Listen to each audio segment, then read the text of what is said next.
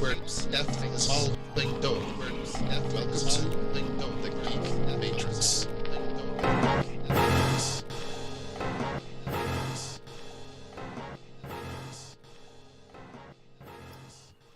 Hello, everybody. Welcome to the Geek Matrix DC Comics Review Show, episode number 259. And this weekend marks a special anniversary for us. We're counting 5 years online. Give us a cheer. Thank you so much. My name is Rob. Joining me, as always, is my wonderful co-hosts, Josh and Brand. And we are here every week talking the week's DC Comics releases, and this week is no different. And this week we are going to be talking about Action Comics number 1089, Batman and Robin number 24, Green Lantern Corps number 7, and Aquaman number 8, with honorable mentions being Fire and Ice When Hell Freezes Over number 5, Trinity, Daughter of Wonder Woman number 3, Batman Gotham by Gaslight, A League for Justice number 2, Superman The Kryptonite Spectre number 1, Batman Dark Patterns number 9, and Supergirl number 4. And I've heard nothing but good things about Superman The Kryptonite Spectrum. I'm hoping it's fantastic. I've not had a chance to read it yet, but I am stoked for that.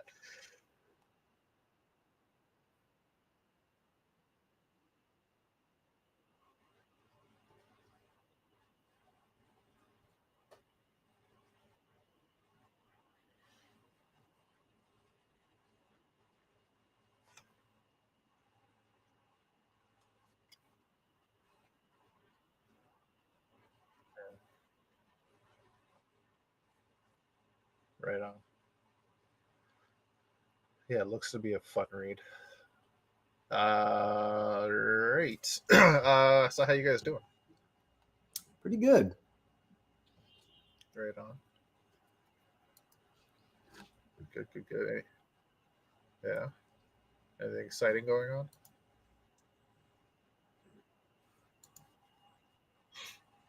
Yeah.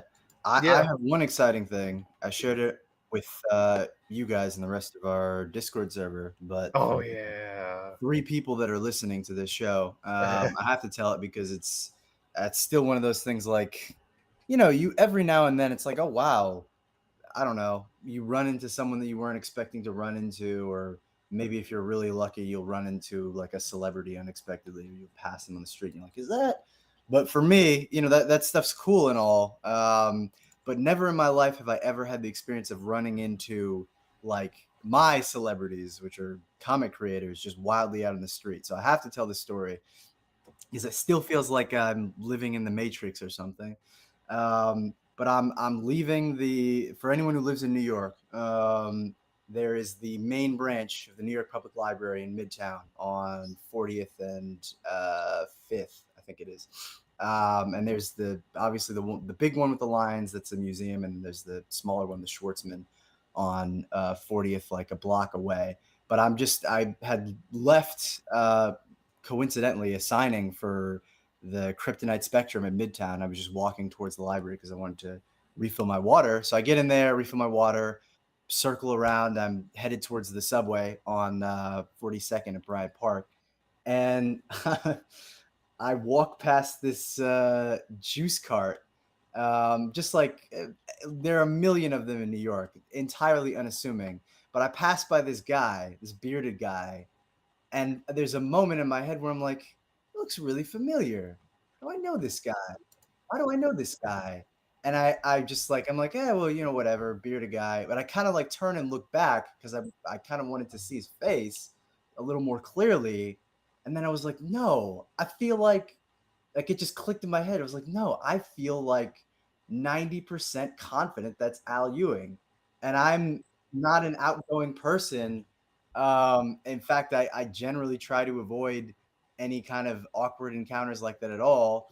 But I'm thinking if this is like genuinely him, the worst thing that could happen, even if it wasn't, is I don't know. I go up to him and I say, "Hey, is your name Al Ewing?" And he's like, "No, I don't know who that is." Like, okay, well, I just go back home. Whatever. Yeah. Funny story, but I'm just like, fuck it. Like, when else would something like this happen? So I go up to him, like he's just waiting in line. with his partner, and I'm like, "Excuse me, I don't want to embarrass you or anything, but is your name Al?" And he's like, "Yeah, it is." And the moment I heard the British accent, I was like, "Oh my god, this is not real. This is surreal." Because it was like genuinely the most unplanned thing that has ever happened in my life, where it's just like you're out walking one day and you run into, one of the most iconic comic creators in my life. So I'm like, this is, I basically said it, I'm like, I can't believe this is happening, this is surreal. And I feel like I'm rambling a bit, but I'm not going to keep you, I don't want to embarrass you, because I'm sure you got work to get to. Like, I assume he was here for a Marvel retreat or something, because I know the office Yeah. isn't too far from Midtown. But I'm just like, I just want to say I'm a huge comic fan. I love all your stuff, and just keep doing what you're doing. I won't embarrass you by asking for a picture. I just want to say that. And I'm like about to leave, and he's like, "Oh no, like it's not embarrassing at all. I'd be happy to." So I'm like, "Fuck it, I'm gonna take the opportunity at this point." Like, so I'll get the picture. So I'm just like, okay, I'll take my selfie and then I'll scuttle off. And then his partner is like, "Do you want me to like take a picture of the two of you?" And I was like, "Oh my god, I feel like I'm going nuts here." But yeah, they end up taking the picture, and I'm just like, I seriously, it's made my day. This is like better than meeting any celebrity for me, and I'm sure there are plenty that you could run into by chance in New York. But of all the people that I could run into, it would be Al Ewing, which is crazy. So totally surreal. I shared the picture with you guys, and if there was a way we could put it on the screen, I would. But yeah, one of the craziest thing that's happened to me in the last few years, that's for sure. So I'd say stuff is pretty good. It's definitely one of those moments where it's like, if I had been late by 5 minutes, that never would have happened. Right. It truly is a right time, right situation kind of thing. Just complete happenstance. So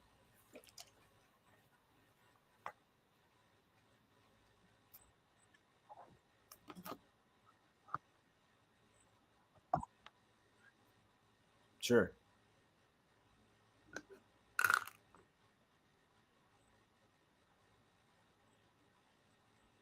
Mhm.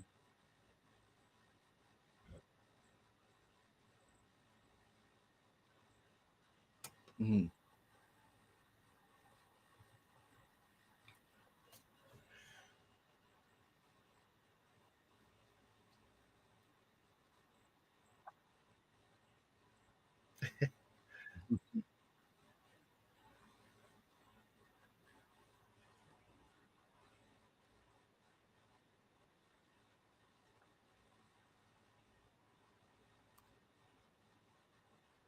Oh, Yeah. Oh yeah. wow.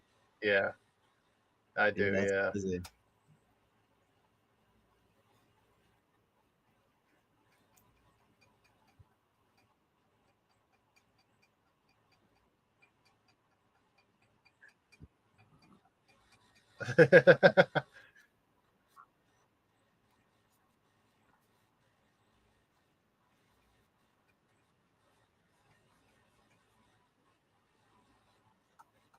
Yeah.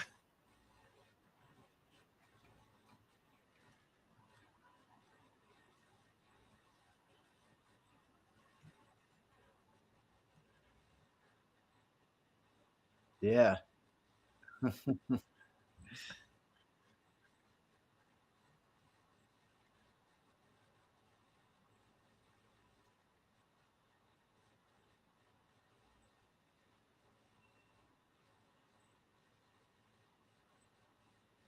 That's wow. awesome.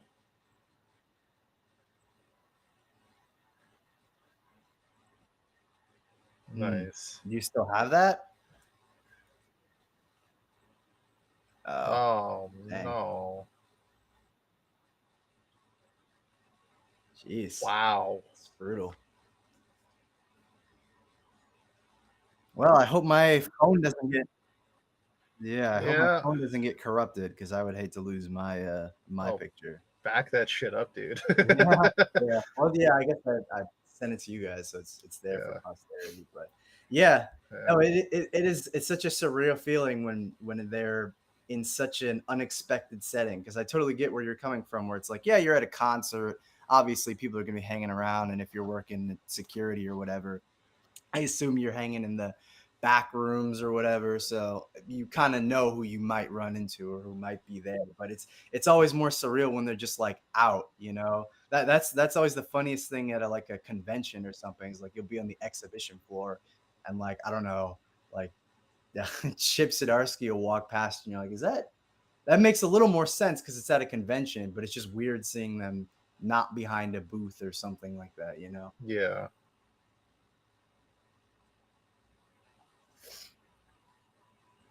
After my dad at Fan Expo one year, he went to the washroom, and I can't remember what celebrity was in there too, but there was like a big name celebrity just went to stall like right next to him. What? For those that don't know, my dad did write a couple of indie comic books that he self-published, and he did some small-time convention circuits, and he always wore, it's really like a gag gift my sister started as a tradition every birthday or Christmas, one maybe both, got him like what they called fugly shirts, which is like either Hawaiian shirts or like really, really ridiculously patterned button-up shirts, short sleeve button-ups, and he wore them at every convention because that became part of his style, his personality. He was also bald with a gray goatee or beard. Until one day somebody said, "You cosplaying as George Perez?"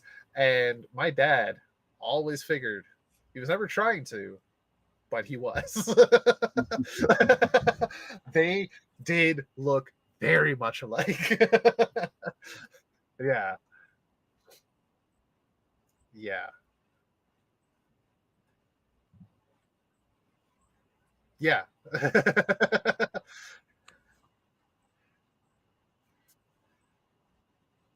Yeah.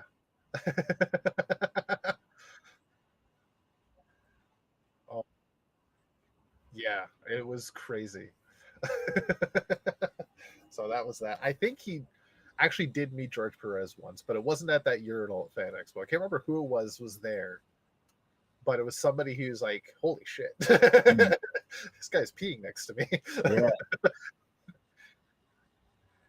Yeah, yeah. I don't have any personal stories about meeting celebrities at random, but there was one day I was at my local mall. In the food court, there's a bookstore. I was walking towards that bookstore, and somebody came out and sat at one of the tables, and he just bought the collection of that Robbins book that won Oh. the round robin that one year. Mm. And I saw it like, oh no, because it was like fresh, and I was like, God, that book is, in my mind, I was like, that book is still so horrible. But I looked at it like, oh, I wish I don't like being that elitist kind of guy, but in my mind, I was like, I wish I could stop that guy from wasting his money. Right? But then I looked, I'm like, and again, my memory sucks. I can't remember who I thought it was, but I thought it was a comic creator too. Oh, that's funny. Right? And I did not have the balls that you did, Brandon, to like stop and like ask him, "Are you this person?"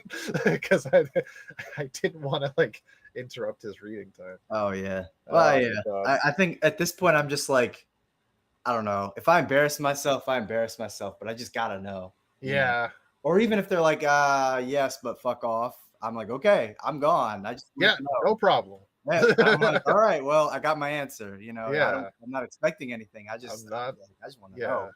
Not even gonna call you dick about it. Yeah. Yeah. Yeah. Mm-hmm. Yeah, don't bother me.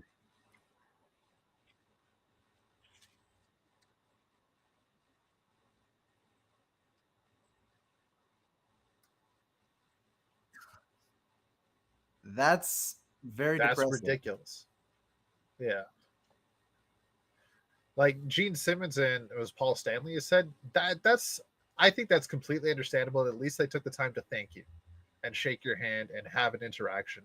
And then if they want to have their personal time, have their personal time. I think that's completely acceptable and understandable. Exactly. Yeah. They they didn't have to even acknowledge you. They didn't have to do or say anything. Could just walk right past you and head straight to the dressing room. I think that's perfectly fine and willing that they have the personal time. But fuck Lars Ulrich I for think doing that. I think Lars was just a little bit jealous because Josh, you may know, or maybe not, since it's been a while, but drummers, we have kind of a sixth sense. We can sense our kind. We know when someone else is a drummer. And I think Lars realized that there was a better drummer in the house, and he was getting. You could probably play a decent amount of Metallica songs. That's not a diss. I'm just like that. It's something that even an intermediate could get. Maybe the fills might be a little bit challenging, but I don't know. I think maybe he was thought you were sizing him up. He's like, oh, so you think you can play? Can you?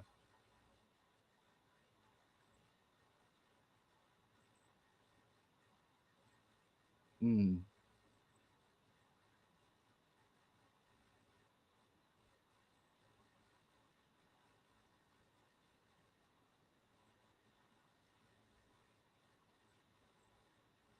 Yeah.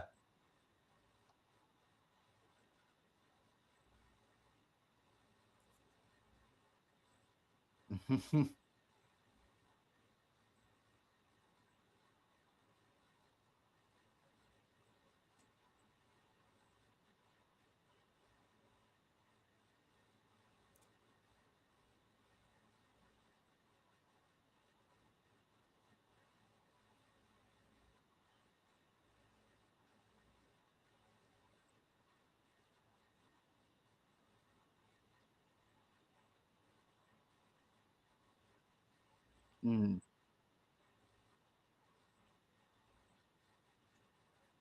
Mhm. Right? I'm telling you, I think he was jealous. I think he realized there was a better musician in the house. I think he was probably stoned off his gourd. But yeah, probably. Yeah. Yeah.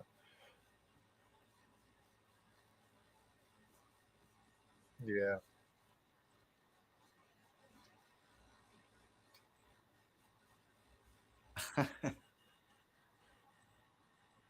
I mean, yeah. Look, if you only listen to studio Metallica, I can see why you would think that. But anyone who's ever been to a live show, especially now, which yeah, it's a little fair because he is older, but like, yeah, if you've been to a live show, you know. And it's not really fair with studios because you have so much manipulation to make the other parts fit with the rest of the track that it's not really a good tell of your actual skill. Not all the time.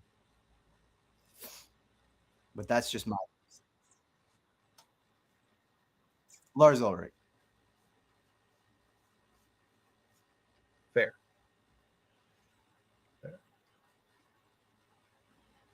Oh yeah, no, I'm agreeing with you. Yeah. Yeah.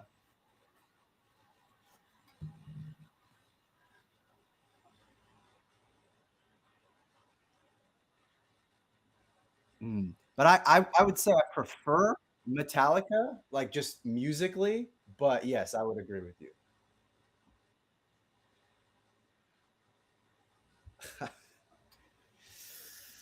uh you don't like the Black Album, really?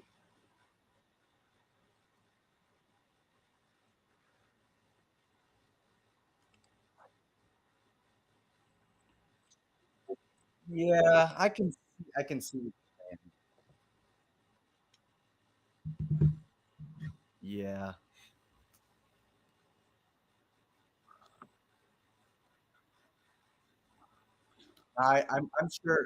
I'm sure you and your contrarian attitude were like, fuck it, I'll just listen to Megadeth instead. Fuck Metallica.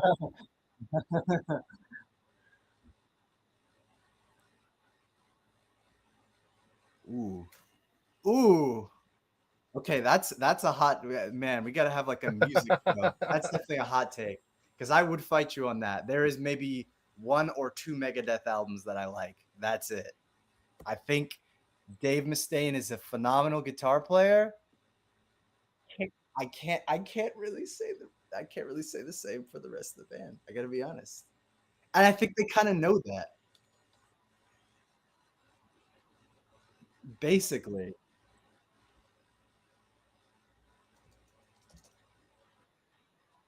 Anyway, we'll say that for the music review show.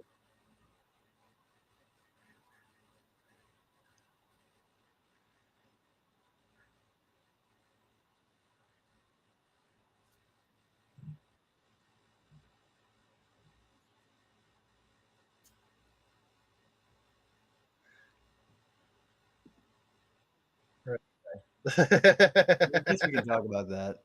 Yeah. Should start a music podcast, you two. That'd be fun.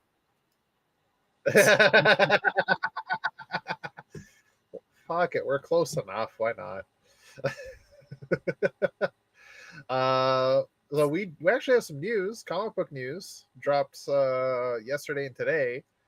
DC announced yesterday, coming out November 12th, 2025, a bold new 6-issue limited comic book series launched this fall under its DC Elseworlds imprint is none other than Batman Static Beyond. That is Batman and Virgil Hawkins, Static, aka Static Shock. I say aka Static Shock because of the animated series, where a lot of people called him Static Shock because of that show. And this Elseworlds book definitely has vibes of being loosely related to the animated universe that we got from Batman Beyond, Static Shock, Justice League Unlimited, etc., etc., BTOS, STOS. Uh, called, I said Virgil. Okay, what did you hear? Oh.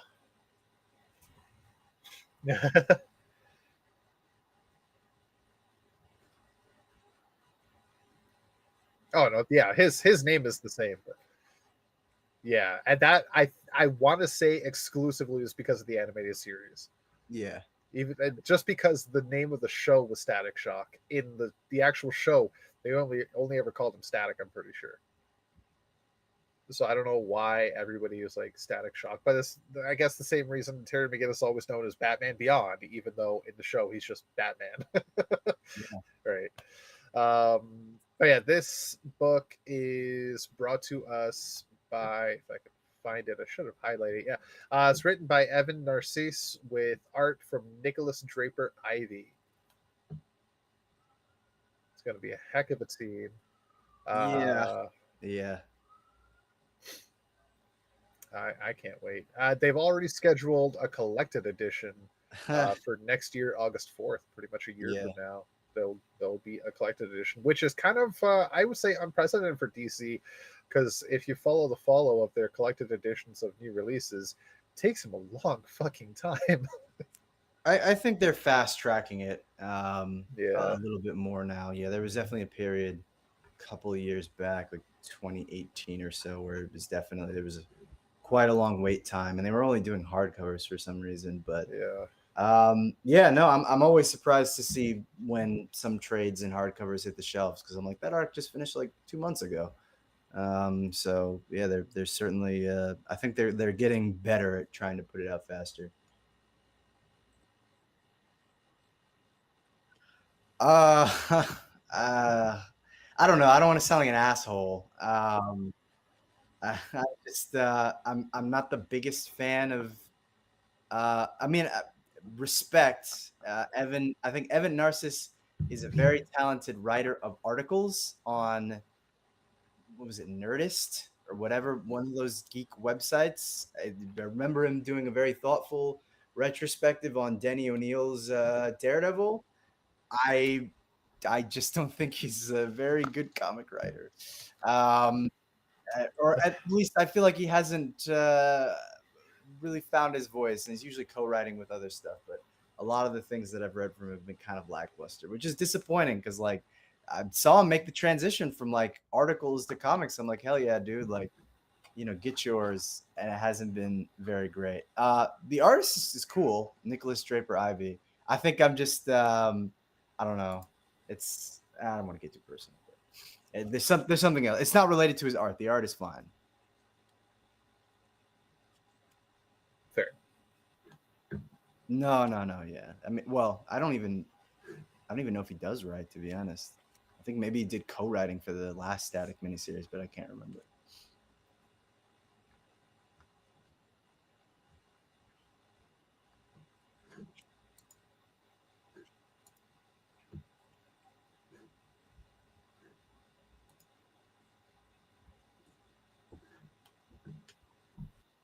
Right. Yeah.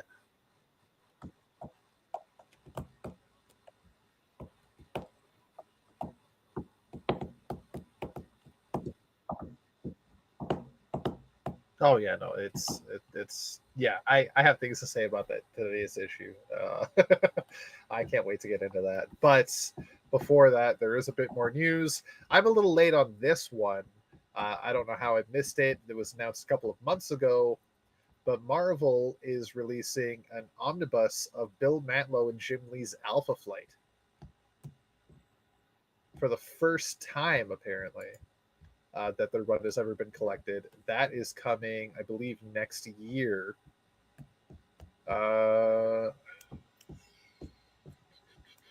Yeah, January 7th, 2026. 1,192 pages, which includes Alpha Flight from 1983, number 30 through 70, Alpha Flight Annual 1 and 2, Avengers number 272, and Marvel Fanfare number 28. Including such creators as Roger Stern, Mike Mignola, John Bogdanov, Sal Buscema, Terry Shoemaker, John Buscema, Ken Stacy, among so many others. MSRP of $125. I think that's pretty okay for a good old Big John Buscema 1,200-page omnibus. Yeah, so that's exciting. If there's any Alpha Flight fans out there, I think this will be a very, very, very good pickup.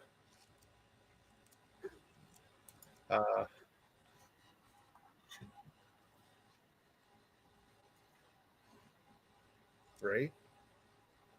Yeah, that's gonna be a fun read. And finally, a couple of months ago, we got our first details on the Deadpool Batman crossover one shot from Marvel, but now we have our first details on Batman Deadpool crossover one shot from DC, as well as the backup creative teams. We got a look at every single variant cover, which is 21 in total, including a blank variant. And my God, there are some damn good variant covers here. Almost all of them featuring different pairings of different characters from Marvel and DC. A good few of them, Batman and Deadpool, and like I said, one blank variant cover. But my God, the pairings are awesome. But our first look at the backups in this crossover, we have Scott Snyder, James Tynion IV, Joshua Williamson with art from Hayden Sherman are putting together John Constantine and Doctor Strange. And I got to know 3 big name writers for a backup. My curiosity is piqued. I guess it shouldn't be too surprising. They were kind of the triumvirate behind a lot of the cosmic stuff from 2017 to 2020/21. So it makes sense that you would want to take on something with that scope, especially with Doctor Strange considered. But yeah, I mean, I don't know. I think that's pretty exciting. Personally, not the writers I would have chosen, but I'm interested to see what the approach might be. Yeah, I'm very excited to see what they have to come up with. We also have Mariko Tamaki and Amanda Connor delivering a comedic brawl between Harley Quinn and the Hulk, which is a very interesting pairing. I'm curious how that's going to run out. G. Willow Wilson and Dennis Cowan are going to unite Static and Miss Marvel. Very interesting pairing. And finally, Tom Taylor and Bruno Redondo, superstar creative duo, are going to combine Nightwing with Wolverine. That is Dick Grayson and Laura Kinney in a high energy clash. X-23, for those that don't know the name Laura Kinney.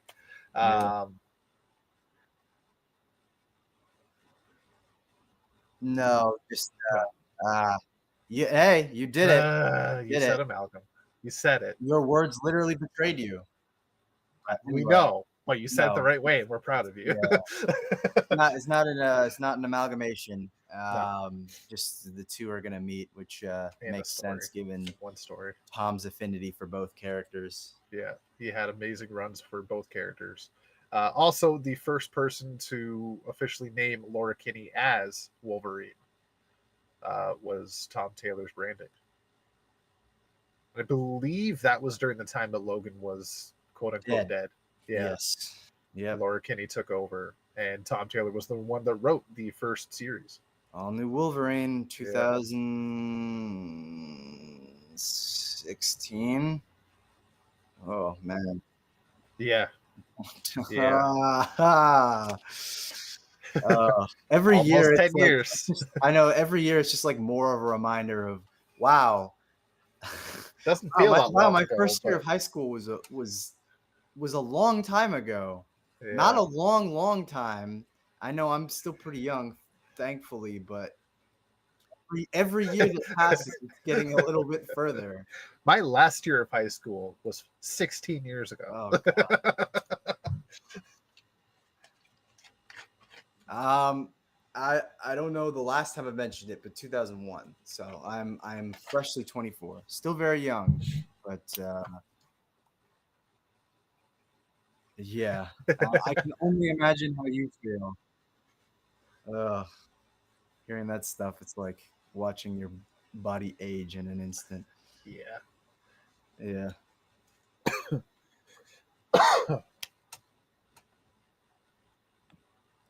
Oh God.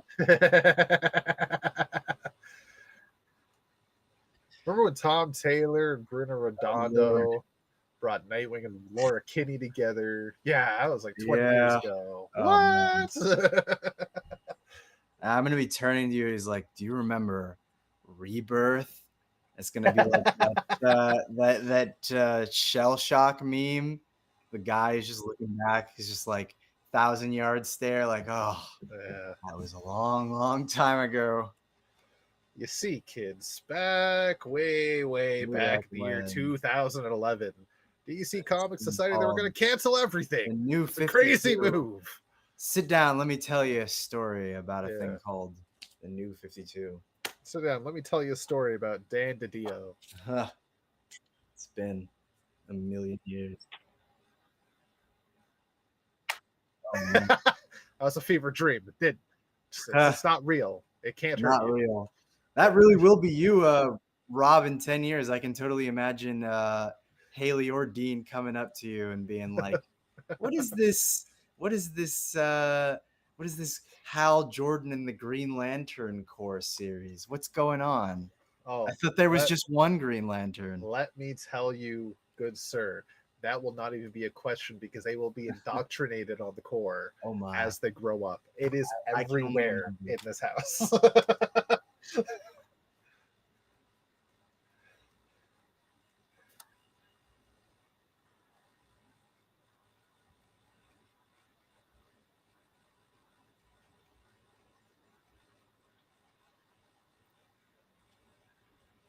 Really? Yeah.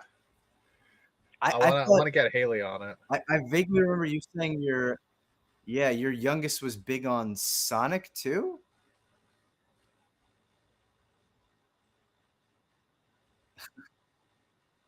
Yeah, the Justice League crossover, whatever.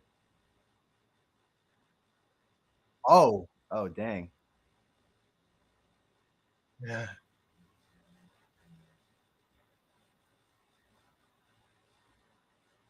Mm.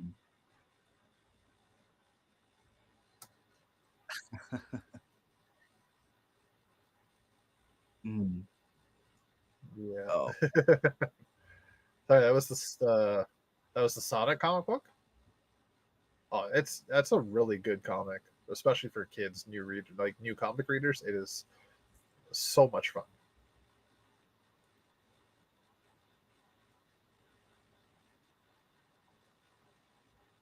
Yeah. Mm. Man, that excuse works.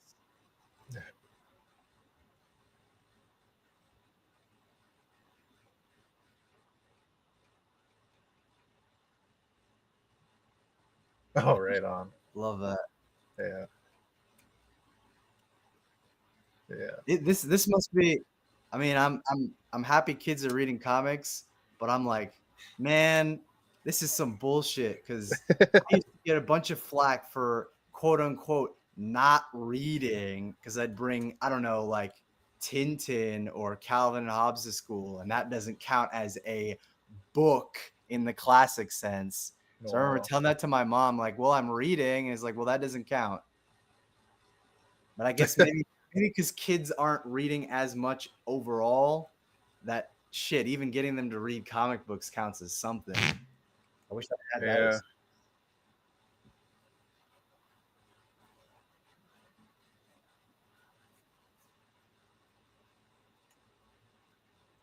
Hmm.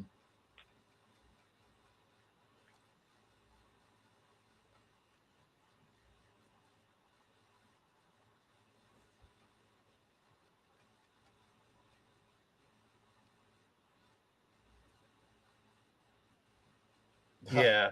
Yeah.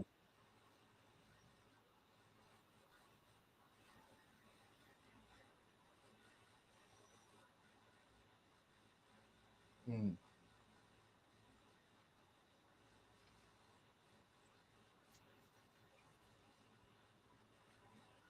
Yeah. Are you learning how to spell? That'd be my concern.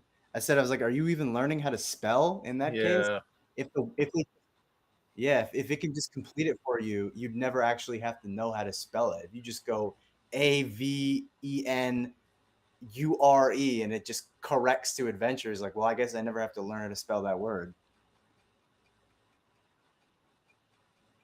Right. Jeez.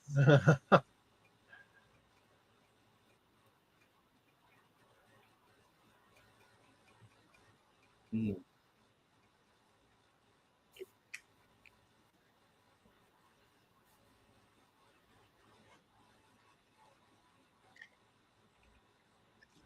Right, yeah.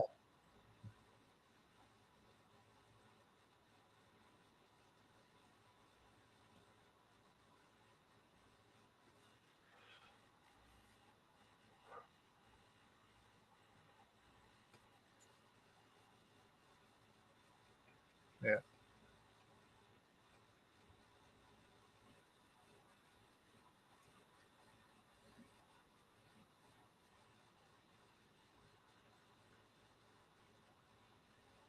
Yeah. Shit, man. I get it good these days. All we have are those shitty typing flash games. Oh yeah. Math Circus, my guy. Math Oh, Circus. Lord. Yeah. Yeah, that was a fun one. Brandon, I need to ask you. So you know what Math Circus is? Thankfully, uh, it was still around when you were in school. I'm I, assuming. I feel like yeah, I feel like internet educational games did not change until 2014 or 15 or something. That is It's the same crazy. websites. Yeah. Oh, websites? No, we had it built into the computers. Oh, When dang. I was going to school, internet was still new. There you go. No, our reliable was coolmathgames.com. Okay. Something like Okay. that. So maybe you don't know specifically Math Circus. It was an actual program. Oh, interesting. Yeah, Yeah. no.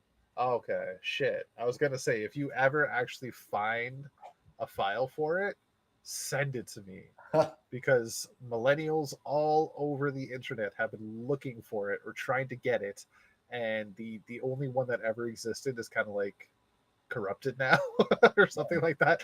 So We need people just want the nostalgia at this point. We want to relive our childhood in the '90s playing Math Circus. Man, It was there's fun. no- It was fun, and it taught you some serious math too. It was good. But I digress. I'm just putting it out there for our listeners. If any of you has mind. a Math Circus file, even on a floppy, send it to me, please. I think this is the one I found that was corrupted. I'm gonna be honest with you.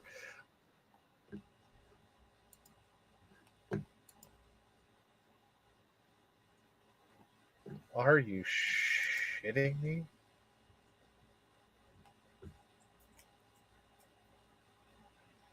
It's loading. Oh my. Launching. Ow. Mhm. 1994. Oh, there you go.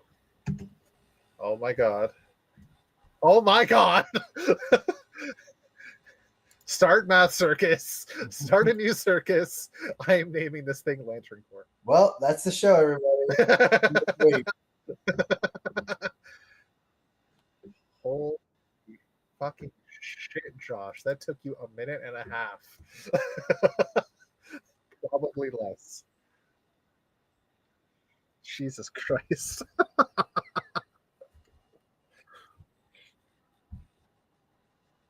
Yeah. But you can see in the thing that he sent Brandon, you can see some pictures of what I'm talking about, and the fact that the title of it is even in brackets has DOS. That tells you how old this fucking game is. dang. Yeah, that's seriously old school. Yeah, and my schools had it on their computers for like 10 fucking years. Yeah. So you remember it, Josh? You might not have played it, but you remember it. Yeah.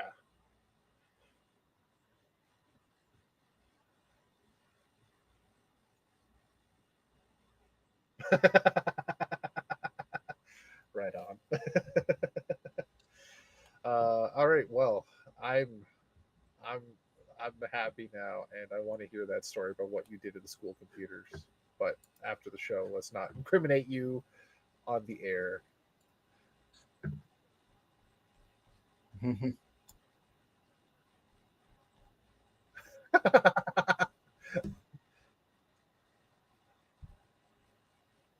Right on.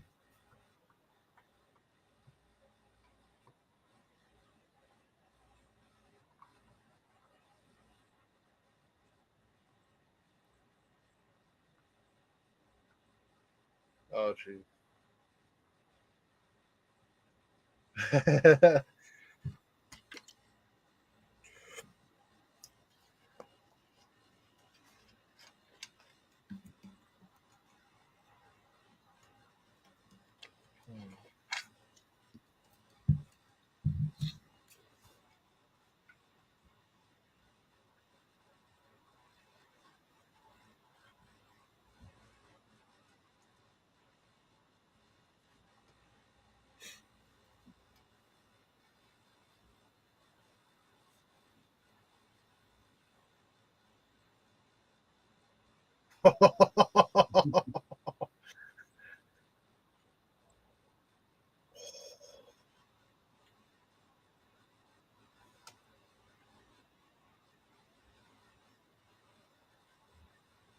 Oh fuck yeah, that's understandable. Holy shit, that sucks.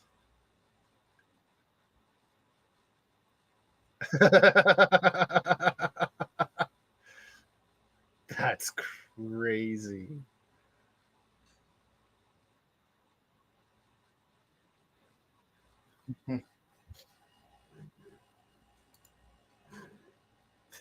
That's fucked.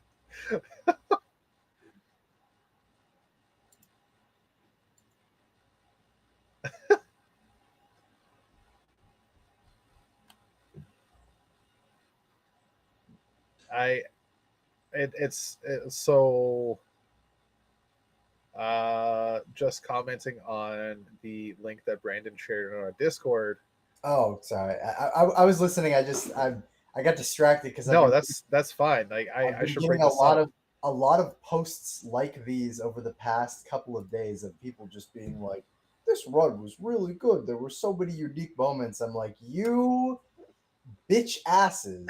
I've really been like, I've been I've telling been you for years. the white knight of this run for 7 years since 2018." And now, and I was like, and I was like, you know what? It's only a matter of time. Everyone's gonna come around, and when they do, I'm gonna be just as bitter now as I am, or I'm gonna be just as bitter then as I am now, or whatever. And you know what? I am. How dare you?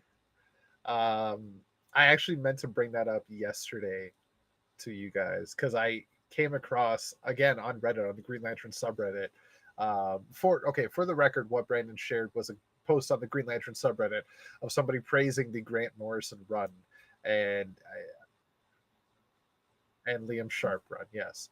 Um, and if y'all don't know, or if you guys didn't know before, I'd mentioned previously a few years ago that the Green Lantern fan base, for the most part, not really receptive to the Grant Morrison run.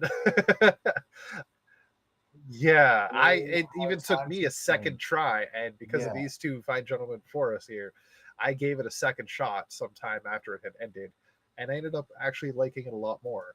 And I think a few more people in the Green Lantern fan community did the same thing, and now we can finally appreciate it for what it is.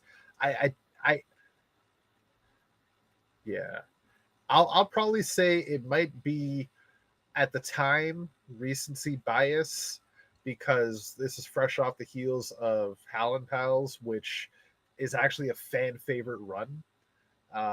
Was Yeah, exactly, and like we were like eating so good with that book, and then we get this, which ignored pretty much all previous continuity, all previous characters, and just wildly different stories. We were just like, I don't fucking want this. I want this. And that's, I think it was probably just at the time we just didn't like it, but quite honestly it is good. And more recently this week alone, I've been seeing a lot of people complimenting the Grant Morrison run, It's, Grant Morrison and Liam Sharp run, and I want to I'm bring like, it up yesterday but I forgot. yeah, I saw it again today. I was like, you know what? Enough of this shit. Because like I can vividly remember it's like the first time I went into a comic store after everything shut down during COVID and just, kind of shopping around and people are talking about books that are coming out. And there are two people, the guy working in the store and some other guy, and they're talking about the run. I'm just like, are you guys talking about the Morrison run? They're like, yeah, it's just kind of all over the place. I'm just not feeling it. I wish that it could kind of return to something more classic. And I'm like, but this is the most imaginative. Like I'm trying to make a case for it, and they just will not relent. I'm like, you know what? I feel like in a few years it's gonna appreciate, and everyone's gonna turn on it. And they're like, yeah, okay, sure. And here we motherfucking are. Now Yeah. everyone's fine. And the funny thing is, because DC put out all those hardcovers, you have I assume, a whole group of people who are finding it for the first time, who are maybe Green Lantern fans and didn't read that run in particular, who are appreciating it without the context of other stuff. So now there's a whole group of people who are like, "Wow, I didn't know this run was so divisive." It's like you don't even know. You don't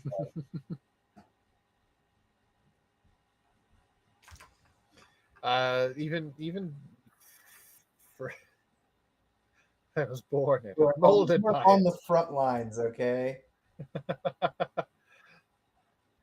So even further to that point, yesterday there was a thread I found was what Green Lantern stories do you want compact comics of? So somebody mentioned the compact comics line is actually doing really well, but there's not many GL stories even announced. Um, Besides Far Sector, there really isn't any at all. So the question is, what would you want to see? And I listed Jeff Johns, Wanted Hal Jordan, Robert Venditti's Zod's Will. I would like to see Circle of Fire, and Grant Morrison's The Green Lantern Season 1 were on my list. Yeah. And goddamn, I just need to say it. take all the vindication y'all two need because you were right. It is fucking good. I will. I'm eating that shit up. See, season 2 maybe not as good as season 1. You got to give me that, but season 1 was actually pretty fucking stellar. Oh, I ain't giving you anything. I might have agreed with you when the first 3 issues were coming out because I wasn't sure where the direction was. But as soon as they got to Ultra War, I was like, nope.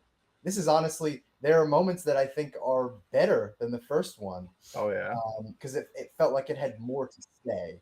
The first one was just like once it really delves deep into the I don't want to go too much into the plot, but the whole overarching Black Star plot. It's very, I'd say the first one is very plot driven. The second one starts kind of looser, and once the Ultra War story comes into play, it's like, oh wow, yeah, this is really brilliant.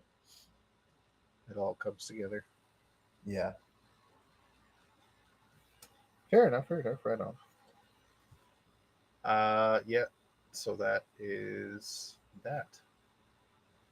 And I think that's about all the news I've got. Yeah. Yeah. That's it. Pretty sure anyway. I always forget something every week, but that's all I can find right now. Yeah, so I guess we'll get into our books if there's nothing else. I just want to shout out 2 things. Both issue 2 of the series. The first one is fulfilling a lifelong dream of mine, which genuinely is like one of the happiest moments of the last year, which has been a very confusing and difficult year at times. But after a long time searching, like 8 years, I finally managed to get my hands on a copy of the New Teen Titans #2. If you know, you know, but I'm not going to mince words. It is a very sought after, very, let's say, pricey issue, and it was the only one I needed to complete the first 50 issues, first 40 if you're just counting the New Teen Titans, 50 if you're counting when the title became Tales of the Teen Titans. But that was the last one, and I could not find it, mostly due to price and accessibility. But thanks to eBay and a price that was much more acceptable, at long last, I was able to finally get it. So putting that in my short box and just completing it was like the greatest feeling in the world. I just had to brag about that because by all means, could I? The second one, and Rob, I'm surprised you didn't mention this one, but Fantastic Four #2 came out this week, and it was phenomenal. Oh yes, no, I haven't read it yet. That's one Yeah. of 3 or 4 books left on my list I have to read. It is a very Sue focused issue, but I was reading it last night before I went to sleep. Absolutely phenomenal. I still feel like there's some issues that I need to catch up with from the first run, but it feels like Ryan North is just fully comfortable with the characters and is really just leaning into their personalities and everything. I love the way that he depicted Sue in this issue. Right on. I actually have it right here. I went to the shop today. Nice, yeah. And I picked it up. Josh, you'll recognize this image. Yeah. And issue #1, I have the variant cover, also for Marvel Rivals, of Johnny and Ben. Oh shit, it's actually connecting. I didn't realize the connecting cover. Interesting. Right on. I just get the standard because I'm old fashioned. Well, I mean, I could have as well because that cover is also badass. But I'm really liking Marvel Rivals, so I needed to pick that up. And I'm not ashamed to say it. Don't tell my wife I bought 2 copies of Green Lantern Corps number whatever came out this week. Yeah.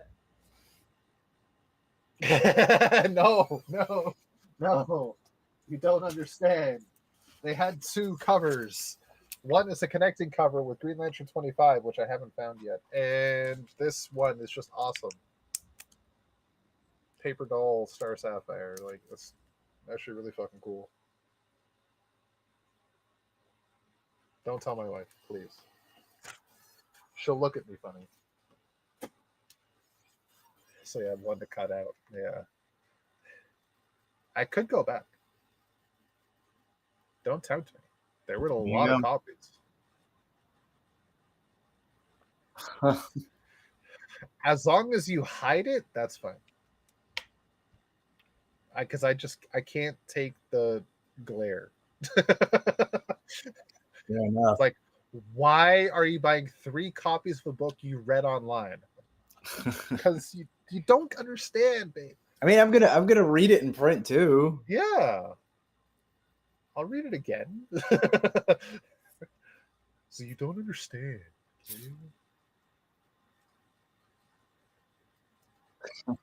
Exactly.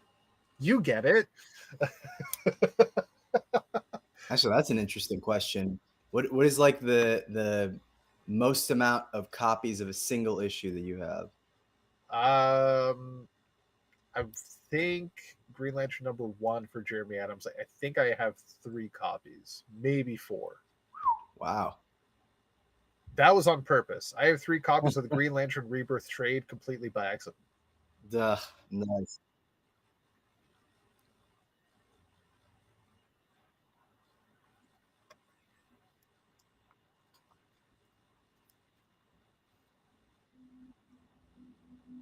Yeah, those are everywhere.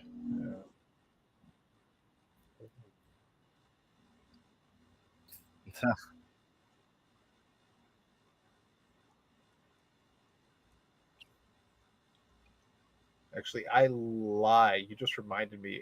If we're counting the fact that I inherited all my dad's collection, then we have like 12 copies of Spider-Man #1 from the 80s, 90s. Wait, the Todd Todd McFarlane. McFarlane series? Adjective Spider-Man? Oh my god. Yeah. I am fucking jealous. uh, I'm not only am I jealous because you have 12 of those, but also because that's the issue I don't have. Like I have 2 Really? through, yeah, I can show you. I have like 2 through 10, but I don't have 1 because it's #1.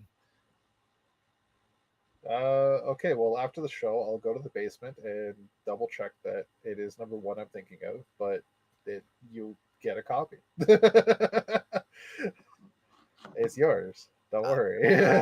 I don't know, man. Honestly, if you're looking to make some quick cash. No, I looked up the price. It's not as expensive as you think. Oh, seriously? Yeah. Maybe these fucks are just trying to upcharge me at a convention or something. Just to double check. It's this one, right? Yeah, that's the one. Yeah. I've got like 6 or 7 copies of the plain one, the original, and like 4 or 5 copies of the metallic one. Dude, I would love to have one of those. Thank you. I didn't realize it was maybe it was not as pricey as I thought, but it just always seemed like someone was trying to charge like $20 for it or something. Let me look up the value right now.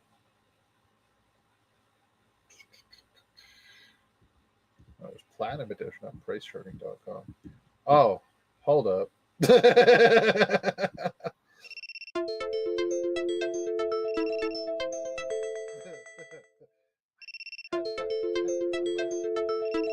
still getting a copy, don't worry. But I mean, yeah. If they're worth some money, I'd rather you. Well, no. I have fucking cash. 12 of these. You're getting one. Look, I get it. Sometimes you gotta make sure you got a nice little pocket full of change when you're going to the convention. I always budget for that.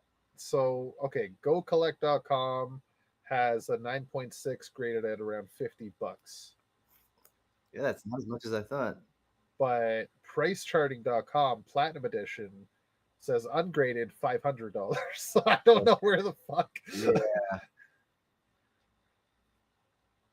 The website I usually go to is not listed here for some reason. Yeah.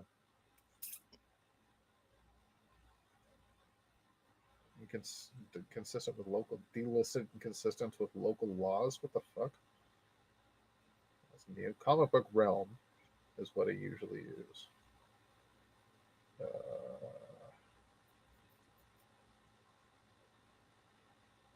Yeah, even on eBay, silver graded variant or graded silver variant for $40 on eBay. Wow, yeah. So like You might want to check. Yeah, I'll have to see. Look, man, you're not gonna buy those Silver Age issues of Green Lantern for chump change. Let's save them for that. All right, I'm gonna go to the basement right after the show, pull them all up, and Man. show you. Wait, actually, I gotta. Well, I don't want to go too much. It's very short, but I was real tempted. I was real tempted because I went to Midtown Comics has its outlet in Astoria, which is like an hour away, and they have like this glass case with a lot of older issues. And I can't remember exactly which issue it was. I think it was Green Lantern 26, but from the 60s. But I think they were selling it for like 25, $30. Don't tell me that. I don't think it's like a first appearance or anything. I was very tempted. I'm trying to remember what 26 is. If I remember right, 24 is the one with the planet on the cover.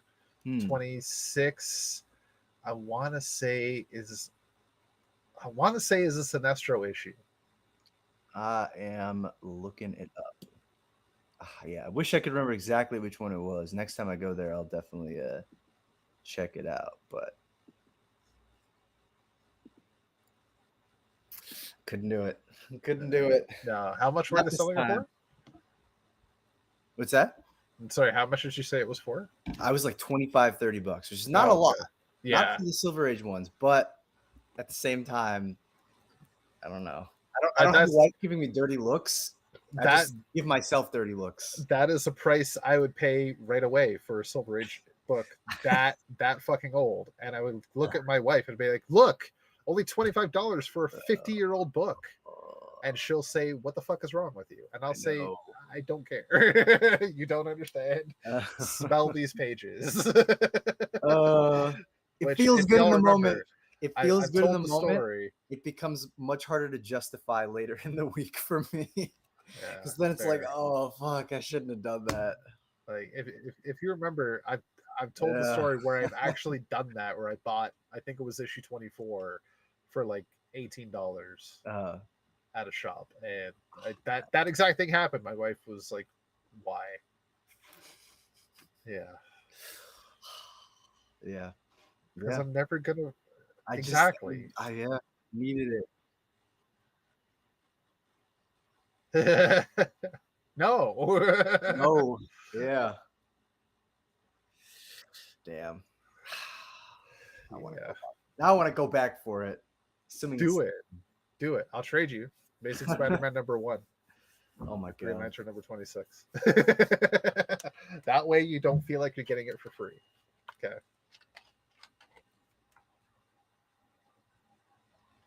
I'm trying. Always. I saw not Lobo #1, but I did see and it made me laugh. Lobo's Back #1. It's probably one of those other miniseries, also drawn by Simon Bisley. I think that one was like $10, but I hadn't heard of that one. I got the joke, and I was like, that's funny. Josh would like that. Yeah. Speaking of Lobo, I forgot I was going to shout it out. One of the variant covers for Batman Deadpool. Oh yeah, Lobo and Deadpool, drawn by Sean Gordon. Man, that's the crossover I kind of want to see. Sean Gordon Murphy. And it looks really fucking good. Yeah, it is Batman basically... White Knight. Batman White Knight. Yes. Is it Sean Murphy Gordon? No, it's Sean Gordon Murphy, or just Sean Murphy. Yeah. Yeah, he kind of like, depending on whether is it like if he's writing as Sean Gordon Murphy, if he's drawing as Sean Murphy, is that what I think it just goes back and forth, honestly, because it's credited that way on like White Knight and maybe Beyond the White Knight, but if you read like Zorro or the Plot Holes, it's just Sean Murphy.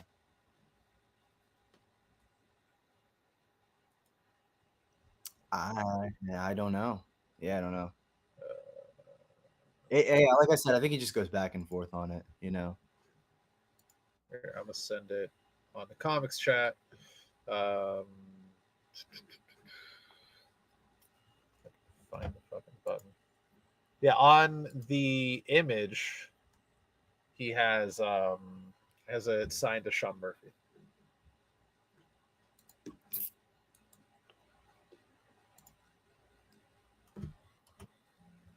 I haven't sent it yet.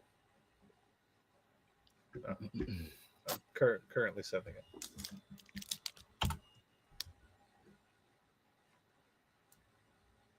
Yes. Can't say that I have. I think that one was too gimmicky even for me.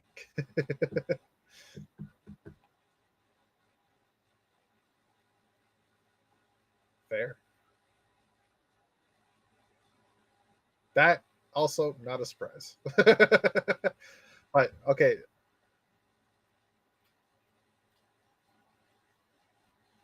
Trick question. That was not Lobo. Oh man, take your pick. Some others already in. You know what? Just go with the fatality route. It was a Durlin. Okay, it makes everything better. Yeah.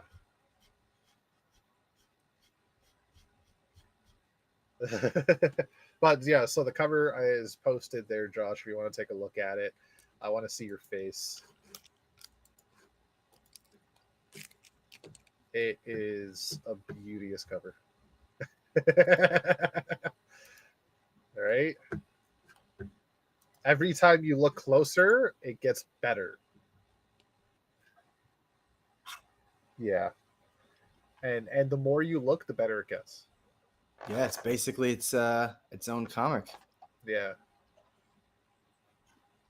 The space dolphins and Lobo across the top.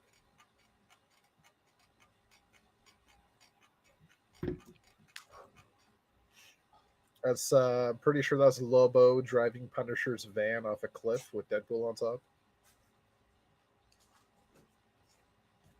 I guess speaking of just the variant covers as a whole, while some of them are great, like it just I don't know. It doesn't bum me out, but it's like I would read any of these crossovers if they would only just put them out. Some of them look incredible.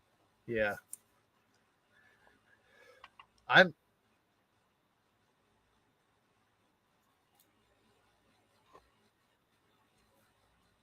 Yeah. Which crossover do you want? Yeah. Yeah. Yeah, they're definitely playing it safe.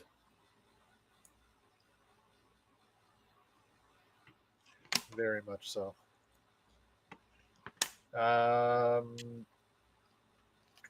Okay, side questioning. I forgot I was going to ask it, bouncing off my compact comics discussion earlier. What compact comic would you guys want to see? And I'm not even just talking Green Lantern, like anything. Well, not even if you don't do it, just like what story do you think is fitting of a small size volume for like $15 that collects like 12 issues? Well, I'm trying to think of stories that haven't already been published in compact comics. Yeah. But I mean, I would cover a lot of the familiar bases. Again, I can't remember which ones have already been put out and which ones haven't. So I would do like Flashpoint. I can't remember if they did Flash Dastardly Death of the Rogues, but if they did, I would do that too. I think they did that for DC Finest. Okay. Yeah. I think. Yeah. Well, how many issues is it? Because they've done up to like 14 issues, I think, in a compact comic. Yeah. What was I going to say? Oh, JLA Year One from Mark Waid and Barry Kitson, I think would be really nice. That would be cool. Yeah. And yeah, again, I'm just trying to think of ones that haven't already been done. I'd also like to, I don't know. I mean, Are they only focusing on like more popular stuff or So titles that could use a little more attention too? from what I could tell from them, at least the vibe I'm getting between like DC Finest, what they're putting out in trades and what they're putting in compact comics. DC Finest, they're kind of saving for like a lot of the older stories that have never been collected before that people might not have realized existed, or just like collections of issues that fit a theme. Or whereas compact comics is iconic stories that wouldn't necessarily be popular enough or had sold enough at the time to garner its own collection previously. Like, for example, Mark Waid's JLA Year One probably got like a good number of reprintings over the years, so that wouldn't necessarily classify for a compact comic because they tend to make a lot more money reprinting it as opposed to here is a great story that you never heard of, $15. Thank you very much. Have a good day. I see. Right. That's a great idea, I think. Yeah. So like a random story from a run that you just told somebody it and it wouldn't bat an eye, but then they read it, you're like, holy shit, this is actually really fucking good. Wait, I'm sorry. Is this DC Finest or compact? Compact comics. Okay. Are those the ones that are $10? Yeah. They're really small in size and they're really cheap, like $10-15. Okay. That's why I asked, because it seemed like a lot of the stuff was I mean, it's like a mix, but you know, I saw obviously Far Sector and Elegy and what else? Like I have the two I have is American Vampire and the Trail of the Catwoman. The Trail of Catwoman. Yeah. I can't remember if it was Trail or Trial. It's Trail. It's Trail. Yeah. It's Trail? Pretty sure it's Trail. Yeah. I was gonna say because I don't remember there being disappearing. There's no trial that I could remember in it, but there is a bit of a trail.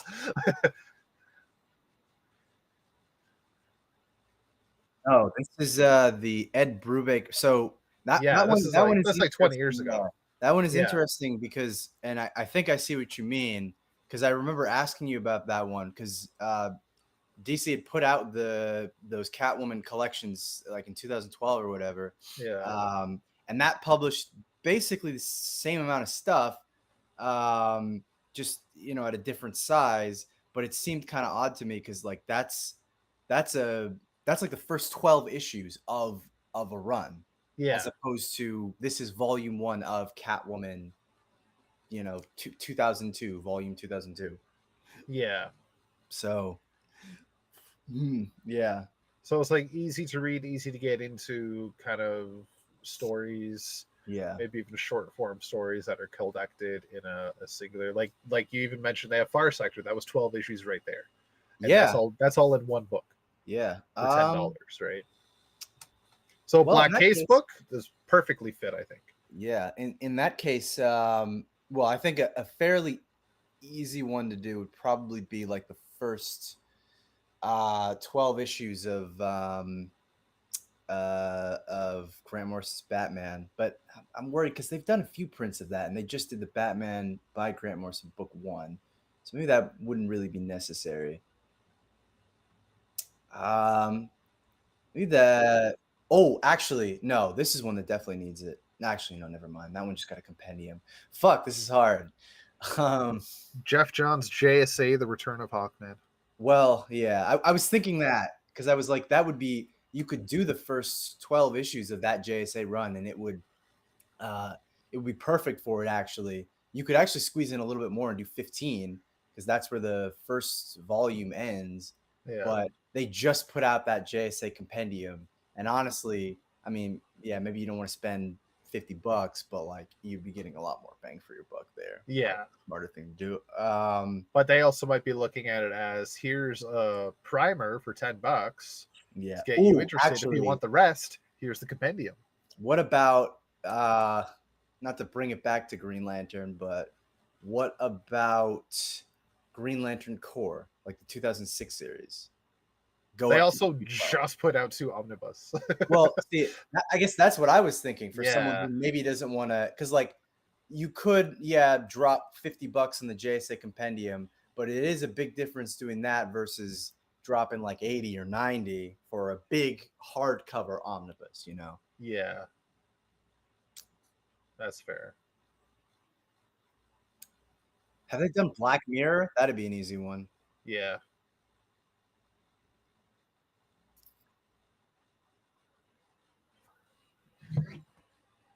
There is Harley Quinn Gotham City Sirens.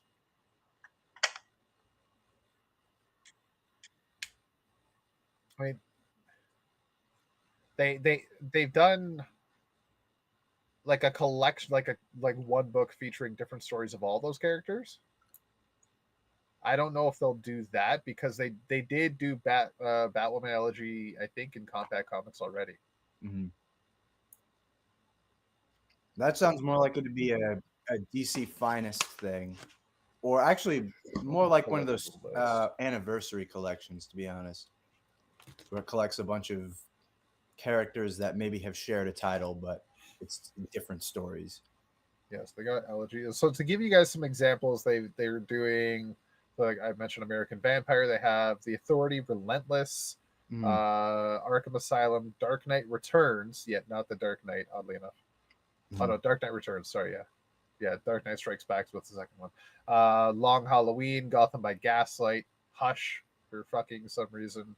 Right. Elegy, Deceased, The Flash Rebirth, Green Arrow Year One, Brian Azzarello's Joker, Supergirl, Woman of Tomorrow, All Star Superman, Superman Birthright, Wonder Woman Earth One, Blood and Guts, Why the Last Man Book One, Far Sector, Kingdom Come, V for Vendetta, Watchmen, DC: The New Frontier, are some that they have announced. They also apparently announced, those are ones that released. Nightwing Leaping into the Light is announced.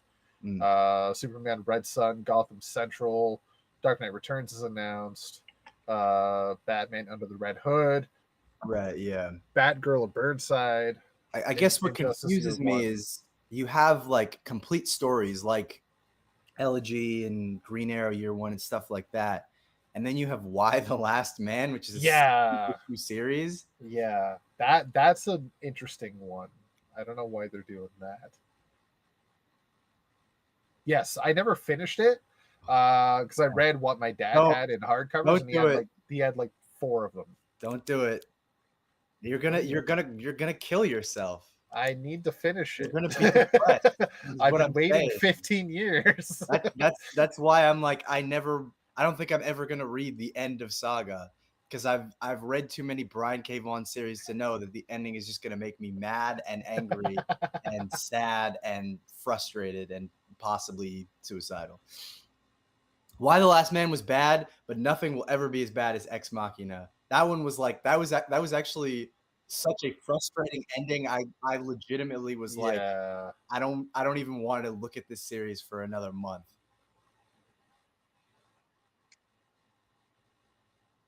Oh no, I don't mean. Oh no, they're well written. They just ended in a way that made me angry because something happened to the characters that I was not happy with.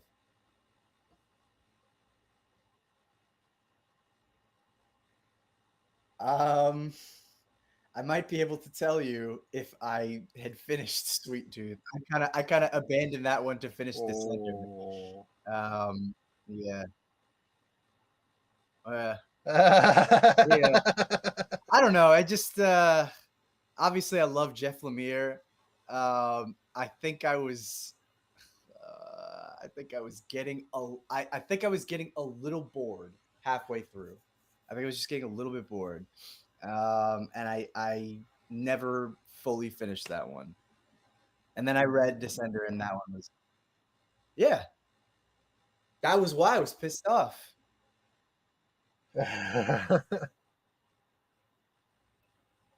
What, the new issue of Saga?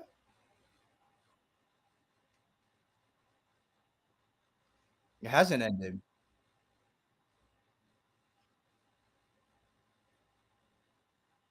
What, Saga? I mean, it went on hiatus for a while, but yeah.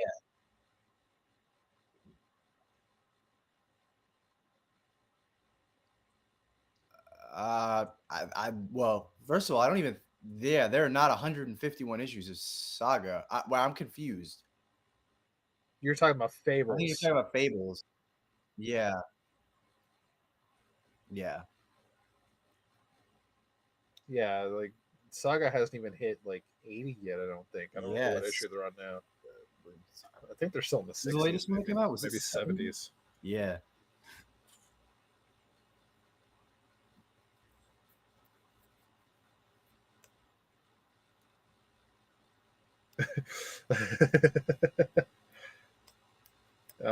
Just doing a quick look over for news. Apparently, Marvel has teased a new Hulk book coming soon,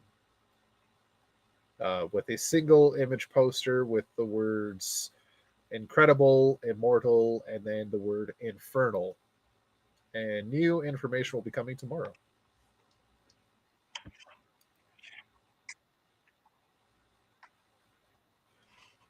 I'm down for a Ghost Rider Hulk team up.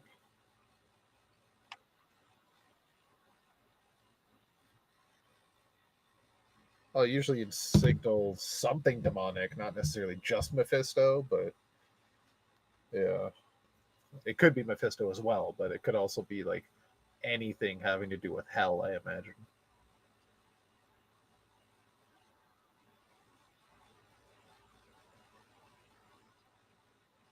If it's Al Ewing follow up to Immortal Hulk, I'm sold. I'm right there. Day Unfortunately, one. it is not. It is No. same current creative team. Oh, it's the same. Okay, fair enough. Yeah. All right. Well, yes.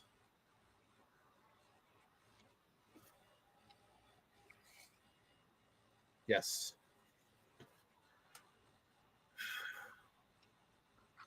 I would fucking love to because I am all over that book. I love it.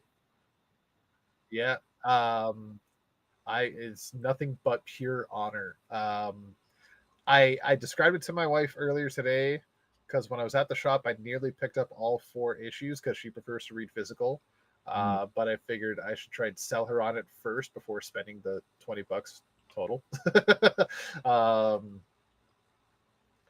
and I described it as it's kind of CW, but less teen drama and more just like the fun side of things, if you will, and described like the premise of the first issue. And she seemed really excited about it. Um, and this issue kind of starts the next arc with just as much fun and excitement and intrigue, I would say. Um, so if you're really into what's been going on in the first 3 issues, you're really gonna like the 4th issue. I fucking love it. I like what they're doing with the characters. Leslie Lar is a very, very good addition to Supergirl's cast of characters, I would say. So I am sold. Uh, yeah, I would have given it 8.75 out of 10. Yeah, I would have given it an 8 out of 10 myself. It's got a real retro vibe to it, which I actually I don't know. People seem to be pretty positive on this one, which I was surprised by because usually when you get people opting for a, let's call it more dated uh, storytelling style, you have a lot of people who kind of start to complain. But I don't know. I think with Supergirl, it's nice to see somebody to kind of try that approach.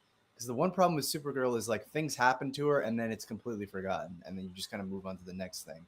I don't think I've ever really seen someone come in and just be so fascinated by her history while also trying to make sure that she has a very clear character arc. So there's all these throwbacks to stories from the 60s, 70s, particularly 70s, and the Paul Kupperberg stuff. And yeah, it's just I don't know. It's very nice. It's got that retro feel to it, and it feels like just a great book to have on the stands now. I'm not pretending like I'm an expert at Supergirl, but I appreciate that Josie Campbell's really putting in the work, doing the research. Yeah. Oh, it's good stuff. And it's just welcoming to see Supergirl on the stands again. Yeah. Yeah. It's good to see. Thank goodness for the summer of Superman. So I don't think it would have happened without it. Unfortunately. Yeah, you're muted, Josh. I don't know what you're screaming.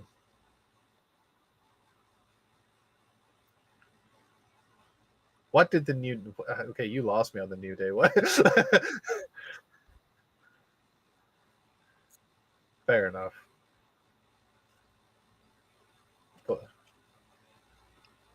Oh, yeah. For the New Day. Okay, now I got you. I forgot that was her catchphrase. Yeah. Yeah.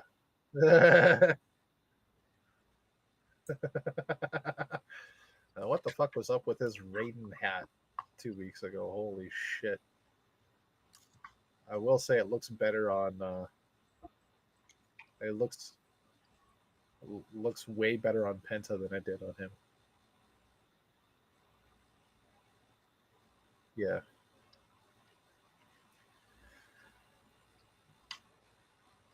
Yes. I think we should. Speaking of the summer of Superman, we're going to jump right into Action Comics, number 1089. This is Schooled, written by Mark Waid with art from Skylar Patridge, colors from Ivan Placencia, and letters from Steve Wands, with the cover from Ryan Sook. Picking up where we left off last issue many, many years ago, back in Smallville. John Kent, Clark Kent, not his son. He's John's age at this point.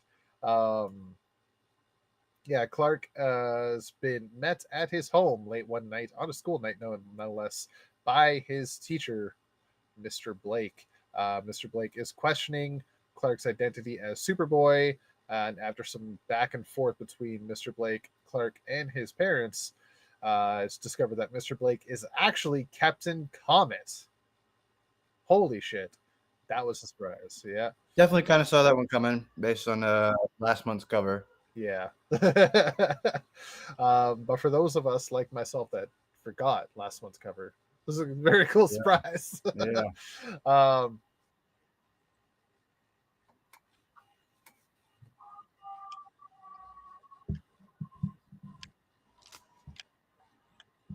Yeah. I just, my theory was, I mean, I don't know. It still feels like it's TBD, but Captain Comet obviously now having a new history, new added history to the DCU would kind of come in and maybe put Superboy in his place a little bit, given that he's risking exposing metas and all that stuff, and maybe would be kind of wary of his power set, which is kind of true, but we'll get into that more later. Yeah, which, not even coincidentally, new history of DC Universe and Action Comics, this story, both written by Mark Waid, where Mark Waid did, for those that haven't read New History of DC Universe, insinuated that Captain Comet was part of the quote-unquote, I would say, second generation of Golden Age heroes, post-World War II, post-JSA,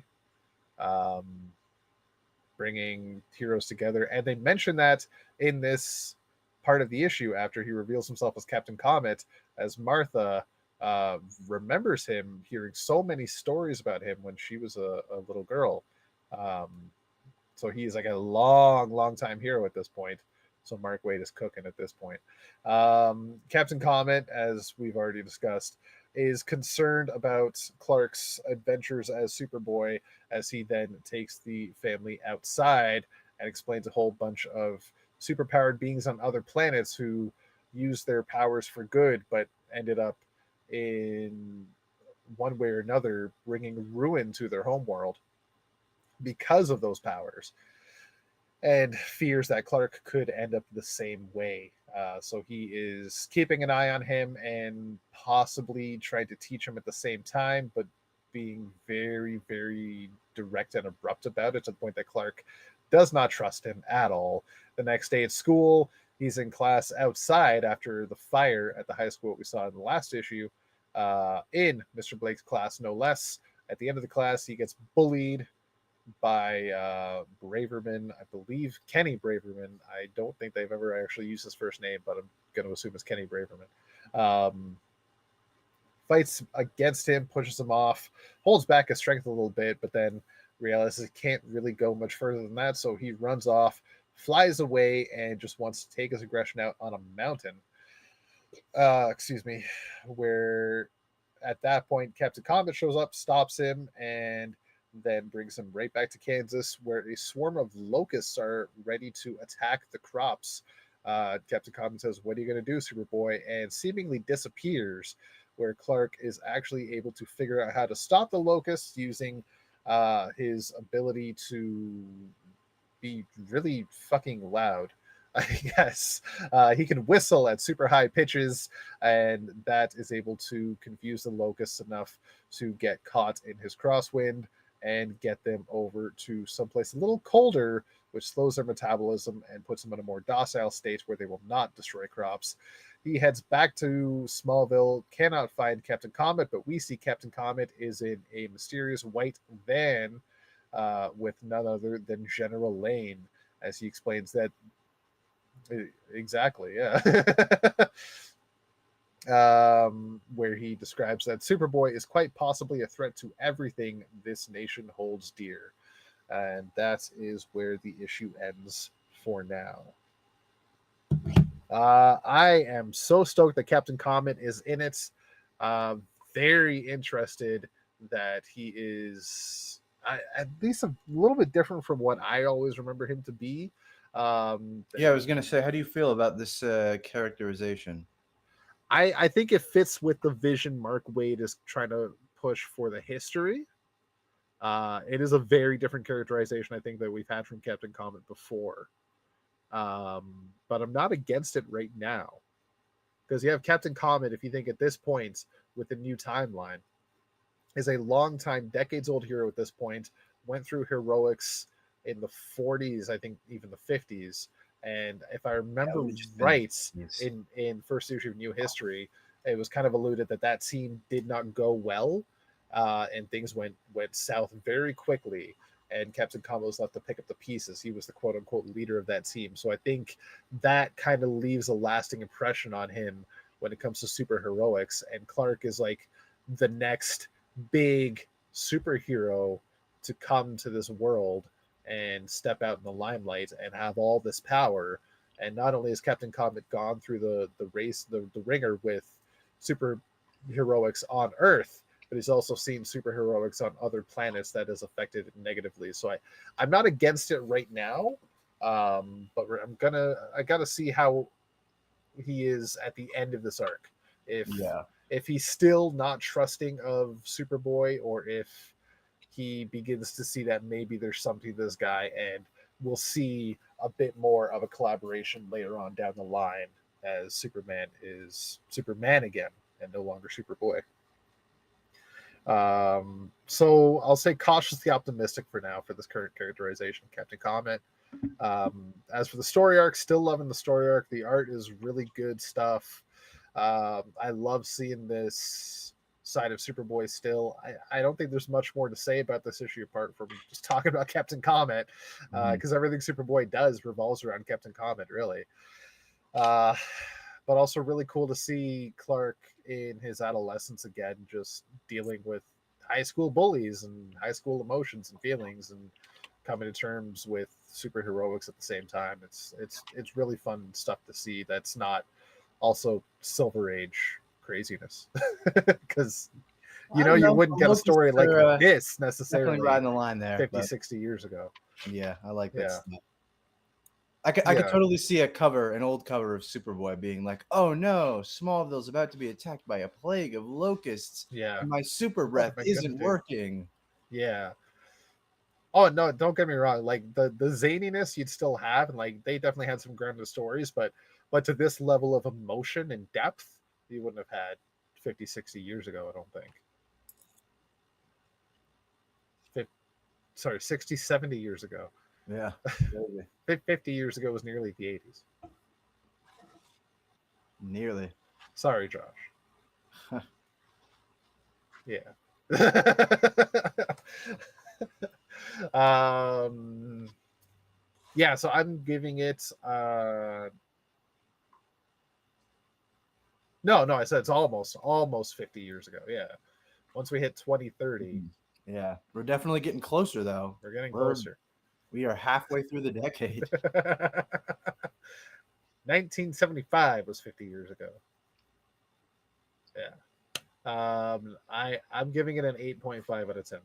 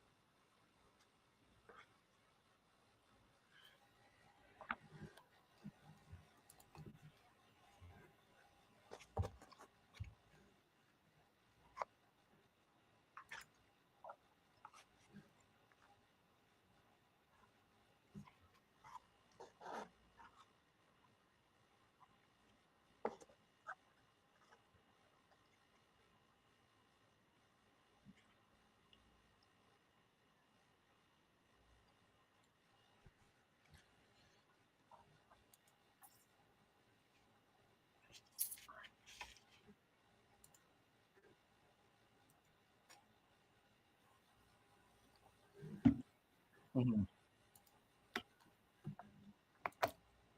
Fair. Just saying. I I in kind of in, get it. in a rare moment, I can kind of agree with and understand where you're coming from, Josh. Wow, imagine that. Because I think your first point is true. While I've always been a fan of Superboy, just conceptually, I can agree that there's not a lot of uh, trying to be respectful to the creators. There's not a lot of great source material, right? You go back and you look at Superboy stories from the 60s and 70s. I mean, they're mostly one and done stories and are kind of forgettable. And aside from, as you said, his time with the Legion, it's not a lot that you can really pull from aside from Superboy in Smallville, Pete, Lana. Lana knows his secret identity. Pete kind of does too, but they don't want to tell him. Like the run of the mill stuff that was just kind of abandoned after Crisis. So I understand. I can understand why Wade is like, let's start over from the basic concept and build it up from there. And I think that's why I'm enjoying it, because it is definitely taking elements of that stuff, but trying to do something new and unique. And as Rob pointed out, there's a little bit more emotional depth that could have been achieved 50 years ago. Um, but I think I'm still kind of holding my breath on this one. Like I love seeing Superboy. I love seeing Clark's journey. I guess I'm just kind of waiting for where it wants to go and what it wants to be. And when it presents itself, as I imagine it will, I think I'll have more of a conclusive like opinion on it. But for now, it's like, yeah, this is interesting, but I kind of want to know like what are we doing here? What is the purpose? That being said, um, what are you about to say something?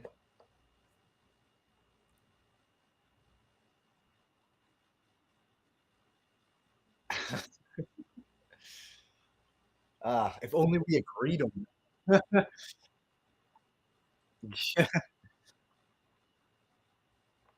No, that hey, I'm glad you can finally put it to words. I Yeah. still love that book, but yeah, I don't know. That maybe I think I can understand how you feel in reading this book. It's not bad. I mean, I know you're not quite as much of a fan on that one, but yeah, this action comic story is not bad by any means. Just it still feels like it is taking its time to develop, and I don't really have a sense of what it wants to be and what direction it's headed.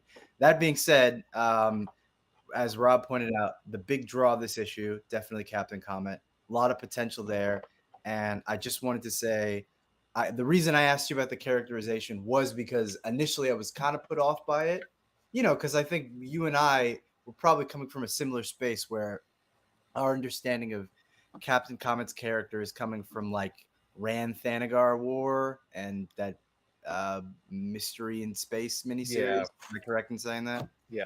Yeah. So like, I don't know, someone who's not quite as abrasive and an asshole.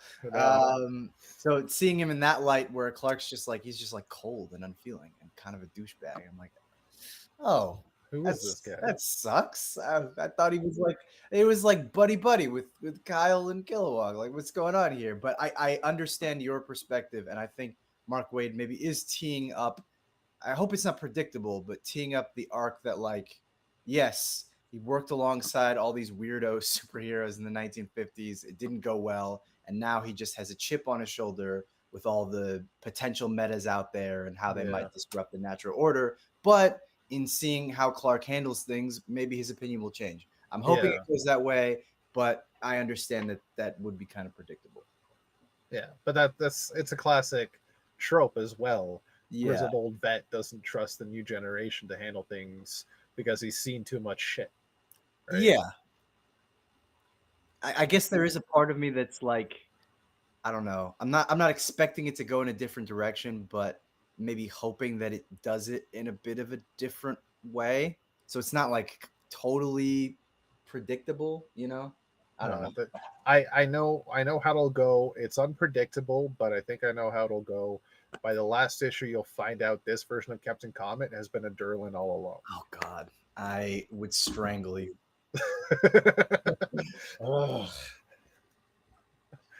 That's why he's so different. Yes. You don't want the answer to that.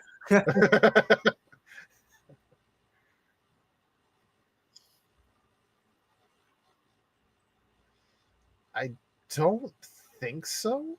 Yeah, the last time I remember seeing him in anything would have been Challengers, right? It's like him and someone else. Yeah.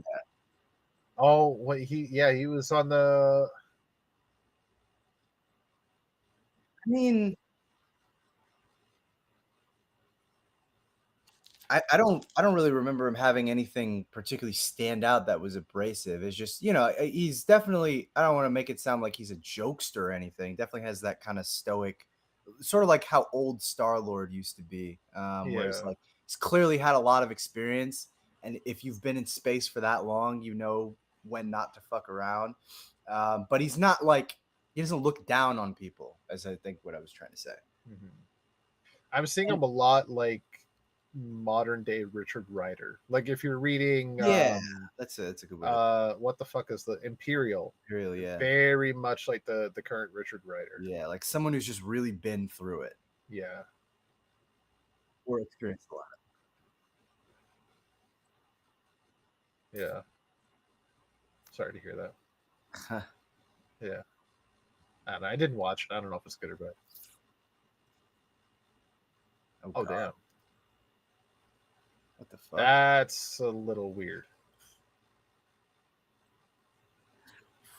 Yeah. I mean, it's the CW. I'm not. Yeah.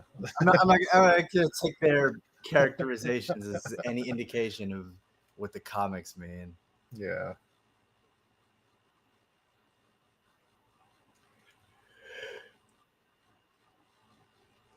That's.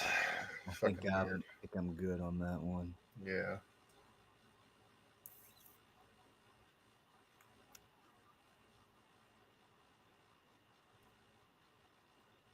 Mm-hmm.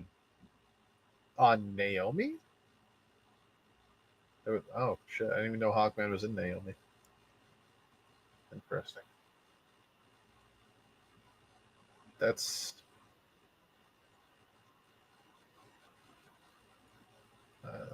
I.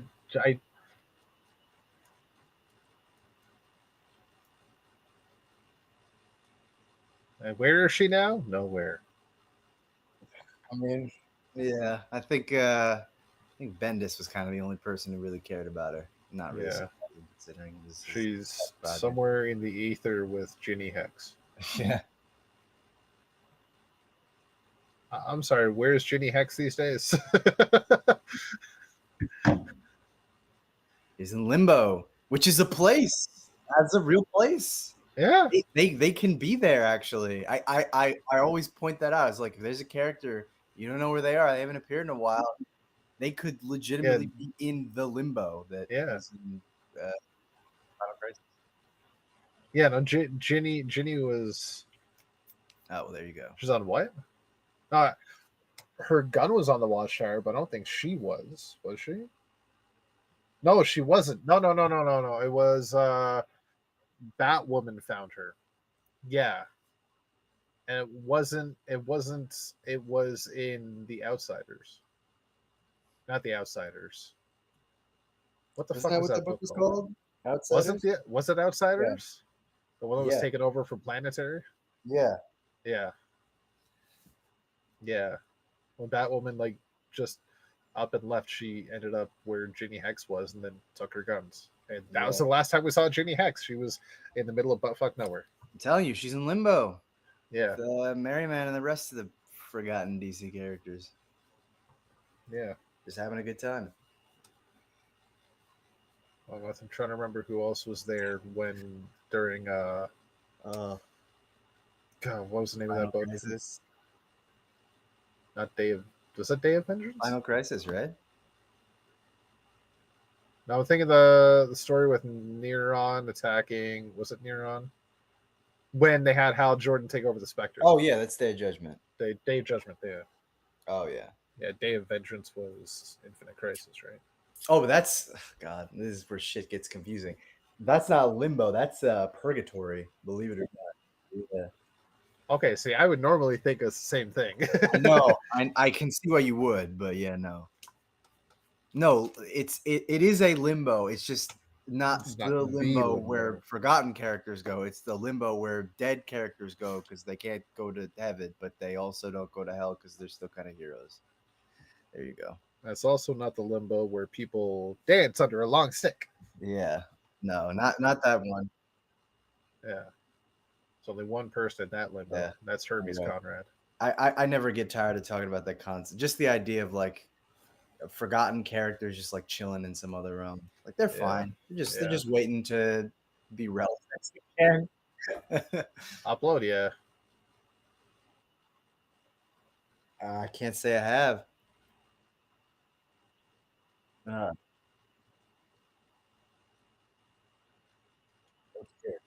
I mean, yeah, like realistically.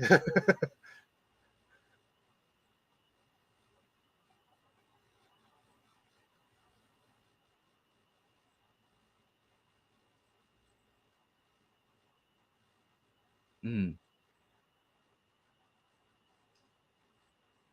Yeah. dang.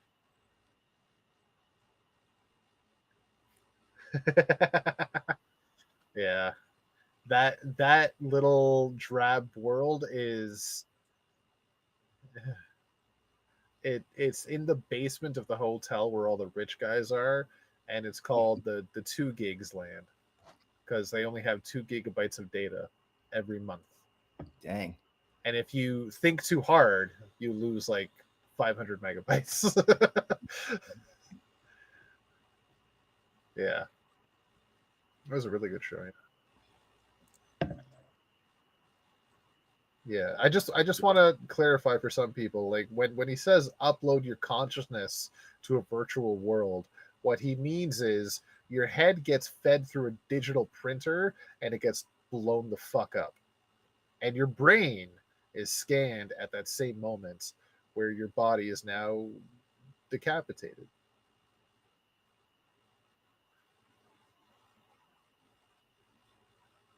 No, that was the case where they re-uploaded to a body. Yeah, that was where the head exploded because the body wasn't ready for the consciousness. But when they upload you to the virtual world, they literally have to disintegrate your head for some fucking reason. Yeah, and the reasons the heads blew up is because the bodies were fabricated.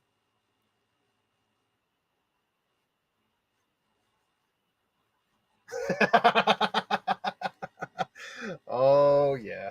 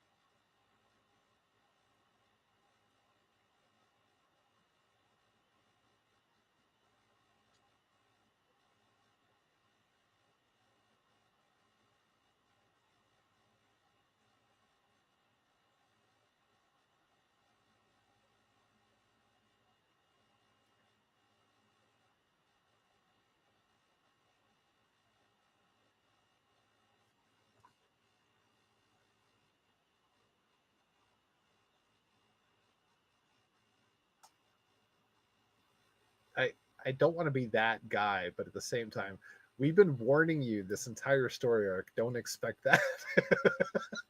I would also say that I feel like he very deliberately doesn't come out exactly the same, and he kind of says it where he's like, I will be Robin by night, but I will be a Wayne of Gotham by day. I'll continue to work the hospital Yeah, to honor my grandfather and the late Dr. Bashar, which is adding something new to his own identity. It continues to allow him to yeah. seek a new path that helps people in the daytime while also honoring his legacy as the son of the Bat. So That is like some character development for his personality. He's growing up before our very eyes, and I love that.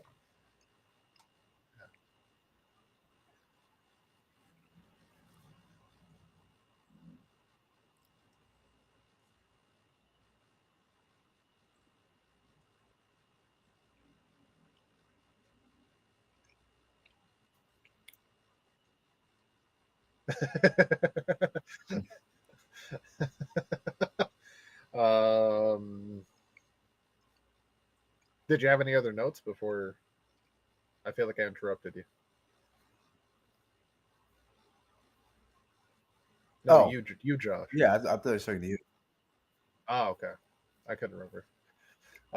My head's been fucked up this week, so I'm forgetting a lot. Um, I want to give kudos to PKJ for finishing the story and the mystery of you saw what was before your very eyes, but it's up to you whether you want to believe it. And at the end of the day, that's exactly what Batman even said to Lautrec of yeah, we saw what we saw, but I've seen some shit. I've seen some supernatural stuff, some things I can't explain, but I always like to go with the cold hard facts. And at the end of the day, what we saw is what we saw. Whether we choose to believe it is up to us. And I'm like, holy shit. Okay, they even have an out with the police where like they found the detective's body where the autopsy said it looked like he was pushed off a building or fell off a building, and that's it. Yeah, which is also what we saw. So whether the ghosts are real or not, it's up to you. And I love that. It's not necessarily a fill in the blanks, build your own ending. It's just it's up to you if you want to believe all this actually happened or not. And I think that's really fucking cool. That they even gives you an out if you want to not believe that the ghosts are real. And like maybe Gravedigger's Poppy, they were all on it. Um,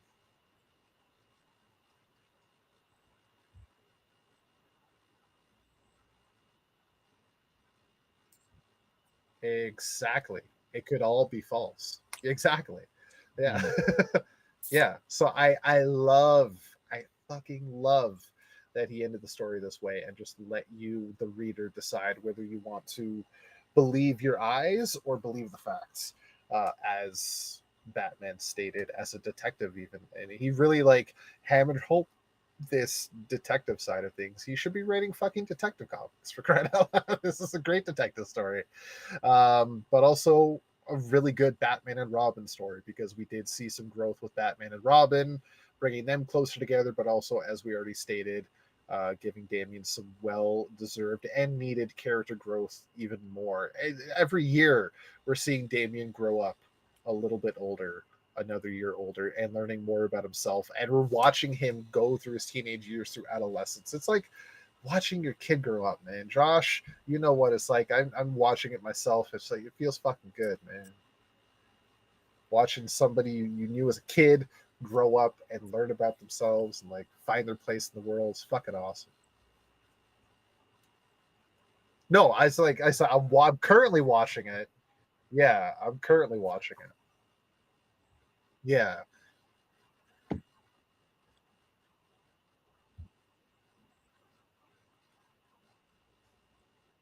yeah, yeah. Like just yeah. Well, just the other night we were looking at where Dean had his first experience on an extra saucer. and he was jumping around and laughing and having a fucking blast. And we are like, that's so cool. Then we were looking at photos 3 years ago. Remember when Haley first went on that? We were looking at all these photos of Haley, just like for like 10 minutes reminiscing about the difference 3 years makes. And just watching her grow up that way. And that's what I mean. Like, yeah, I don't have the experience of watching kids grow up like you, but I'm watching it, currently watching it, right?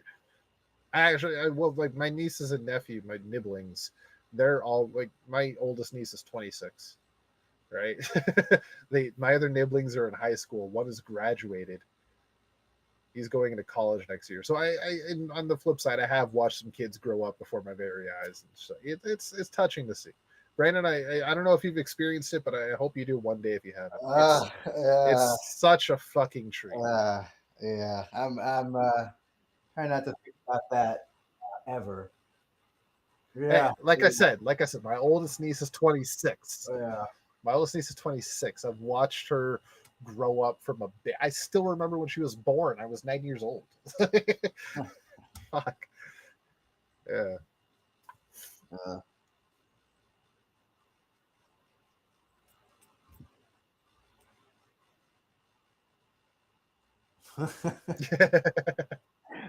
It is.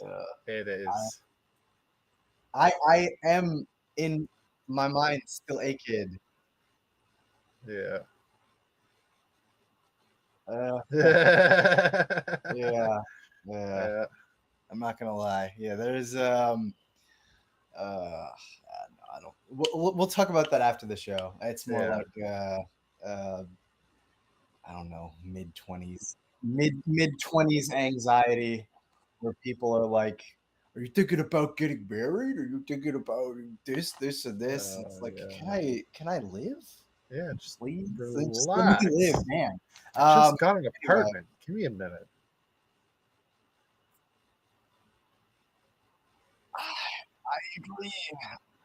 I agree. I wish people were a little more sane, but yeah, that's a whole other topic. It's funny you mentioned that because Ange wanted to be married by 30. Yeah, 30 was her cutoff. Jesus. Yeah, that's the start for me. That's like anything before then. Yeah. Yeah.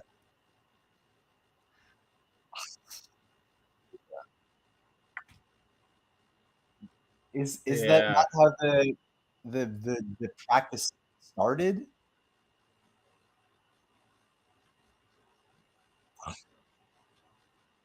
Amen. Exactly.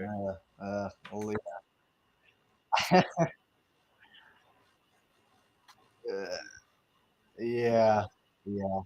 I could not have put it any better. Truly, you are wise. Yeah. For your years.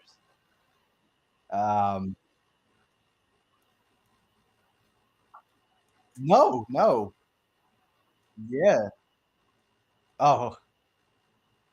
I'm 35. Yeah. No, I mean, Rob's definitely got some years. Yeah, like. Yeah. No, I haven't been 27 for many years. Yeah. Like, if I waited any longer, I'd be too old, I think. Yeah. I always remember because you're basically almost exactly a decade older than me, which is older, but 11 years. Yeah, not like a crazy amount. I have like cousins that age, but what? No. Yeah. You're like 10 years older than me. Oh, okay, yeah. Oh, yeah. Yeah, it is weird how that works out. What month was your birthday, Brandon? July. July. Oh, okay.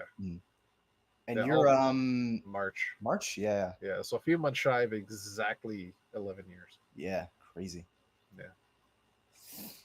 But yeah. Anyway, yeah, no, I don't have any kids, but it is nice seeing Damien grow up. And I should like to think that in the distant future, if I were to have children in this godforsaken world, hopefully I would feel the same way in watching them grow up as I do, seeing Damien come into his own and mature and all that good stuff. So I do like this. And yeah, I don't know. I don't have too much else to add. I feel like I got to reread this issue because a lot of the like supernatural. I read it really late yesterday, so a lot of the supernatural stuff was kind of going over my head. The stuff that really clicked was just the scenes with Batman and Robin and Batman and the Trek, and those were phenomenal. Just a great way to cap it off. Like the character work there has been superb. So that stuff I love. Last page was great. But yeah, I feel like I gotta honestly just reread this whole arc, maybe appreciate it. Yeah.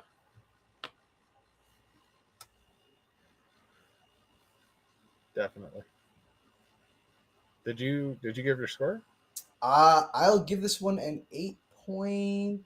I think it's an 8.75 out of 10. Just because Right. I really the last 3 pages were I loved that.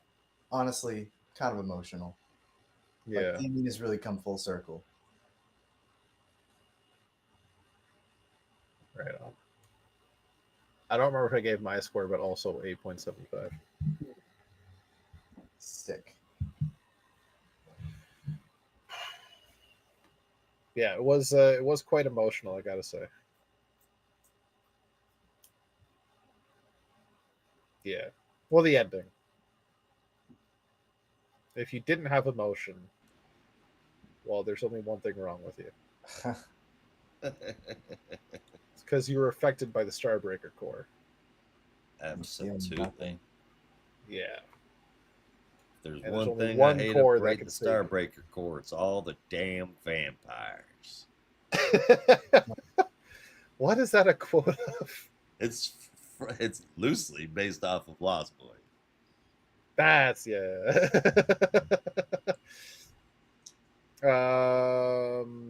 Yeah, so this is Green Lantern Corps number 7, Starbreaker Supremacy Part 2 of the inter-book crossover. I guess the Green Lantern crossover between Green Lantern and Green Lantern Corps. This one is co-written by Morgan Hampton and Jeremy Adams, with art from Fernando Pasarin and Auclair Alberts, colors from Arif Prianto, letters from Dave Sharp, and cover from our interior artists Pasarin, Albert, and Prianto. So, as of the events of Green Lantern issue number 25, Starbreaker and his Starbreaker Corps have succeeded in lighting their lantern, just as the Green Lantern Corps was about to light their many different colored lanterns. And what the Starbreaker Corps was able to succeed in is eliminating all emotion in the universe, leaving everybody just how do I put this the best way? Do you remember that episode of Futurama that went to space war and there was the neutral planet? Yeah. Everybody is the neutral planet. Yeah. Jesus. Yeah. If I die, tell my wife hello. I mean, right down to like the gray coloring and everything. Yeah, it's 100%. Yeah. Now, again, we're at the basement of Upload. Yeah, Or yeah. the It's whole- also it's the 2 gigs. Don't feel too hard, or you'll freeze for a month. Yeah, Yeah. yeah, The whole damn world is on maximum strength. Fuck it all. yeah. What the Starbreaker Corps is able to use this lack of emotion for is people kind of just stand there and watch them eat suns, and when the suns explode, they all die. And they could not care one way or the other because they don't feel anything. So the Starbreaker Corps is just free to explore the galaxy and feed as much as they fucking want. As one of them even says, we are unstoppable. We then head on over to Oa to reintroduce ourselves to the current Green Lantern Corps, though none of them are Green Lanterns or even much of a fucking Corps. They're all just people living life and doing nothing. To the point that John's ring, which as of his last miniseries was, I want to say, imbued with the essence of his mother, the ring AI has taken on the personality of his now deceased mother. Just gave him a mouthful I'm talking to, and he just didn't fucking care. He was like, "You're just an AI. You're not really my mother." Which made me laugh because at the end she was like, "Oh hell no!" oh no! If she was here, John would be getting a fucking earful, Yeah. or a whooping. I don't know. Probably the latter. Probably Sure, the latter, yeah. The only people on Oa that are able to actually ascertain what the Starbreaker Core is happening and even somewhat give a shit, apart from John's ring, is actually Aya and a character I forgot existed, Jadestone, the rogue Amazo robot from Oh yeah, absolute power. Absolute Power. Yeah. You forgot about Jadestone? Forgot about Jason. He hasn't Oh been my around God. in like 10 issues. Yeah, they Yeah. ambush bugged him. That's what I'm going to start calling Yeah. it now. I decided ambush it bugged tonight. They Yeah. ambush bugged him. But yeah. he's such a badass character. He was such a He great really addition is. to the Lantern Corps. And Yeah. I've been waiting for him to show back up. I'm so happy that he did. Yeah. Oh, me too. Yeah, I'm really happy. So Jadestone, Aya, and John's ring are the only three beings on Oa, or really in the universe, that give a shit enough to try and stop the Starbreaker Core. So they gather as many lanterns as they can, or at least the ones they feel are the most notable, which include Hal Jordan, Guy Gardner, John Stewart, Kyle Rayner, Sinestro, Vexar Rue, the latest, Jess, and Razor and Kilowog, and I know there was one more.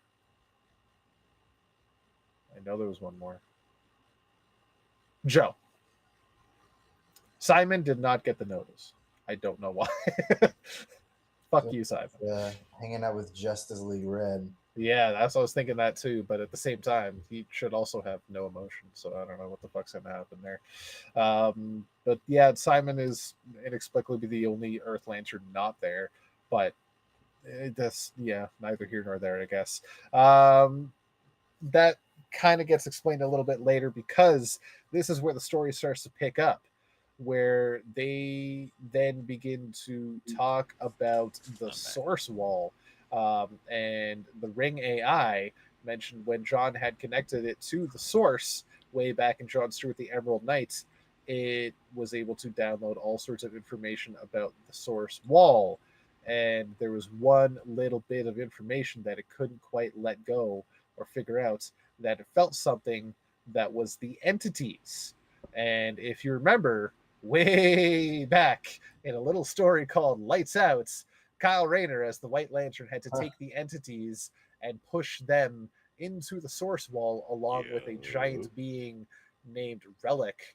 And the entities were supposed to refill the emotional reservoir so the Lantern Corps could shine bright once again. All except for Parallax, for plot reasons. Which forever begged the question, what about the yellow light? If it's not going to be refilled, what's going to happen? Short story, but fuck nothing. Because the entities ain't fucking dead. It showed up with Sinestro at some point later, right? Because it never went into the source wall. If you go back, it was Kyle never took Sinestro with him. Or never took Parallax with him, because Parallax was already with Sinestro at that point. I see. Yeah. So that's been bugging me for 10 years now. That was a major fucking plot hole, and I think one of the reasons why Lights Out was looked down upon so badly. I thought Relic was the big point of contention, which I'm honestly waiting for a comeback in this arc. You know what? It might happen.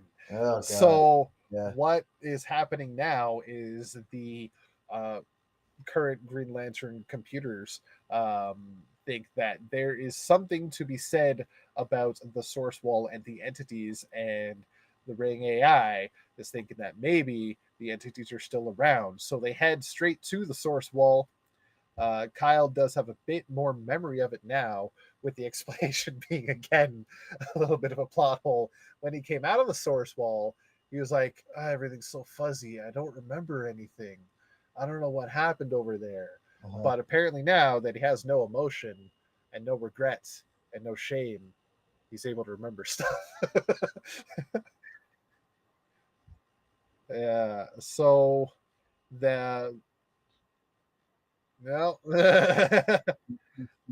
so what had happened was they went into the source wall, and then the entities. What had happened was the entities used their power to send him back through to find a way to break them out. But he couldn't remember any of that, so he never did. So now they're going to because they need to. So they head straight to the source wall and are then ambushed by a member of the Starbreaker Corps. In fact, this might actually just be Starbreaker, who has enlarged himself, captures the ship, the Interceptor, and they are able to fire the afterburners and blast their way out of the grip of Starbreaker and right into the source wall, right where Kyle had phased through it way back when 10 years ago and entered the source wall into pitch blackness, but then are discovered by the entities, including Parallax for some fucking reason, where he says, "Lanterns, we've been waiting for you." So I'm excited. I'm stoked because this finally addressing a 10-year-old plot thread that was never brought up, and I'm happy that Morgan Hampton and Jeremy Adams are doing it. However, I need them to fucking explain Parallax because it's been bugging me for 10 years. But either way, I'm stoked. I counted it out. There are 9 lanterns on board the Interceptor, not counting the androids. There are 7 entities. There are 7. Even if Kyle becomes a White Lantern, that still leaves one of the lanterns untouched. I have a feeling that might be Razor. Interesting. I have a feeling that might be Razor. So it looks like the 7 entities are going to encompass, inhabit the bodies of many of these lanterns.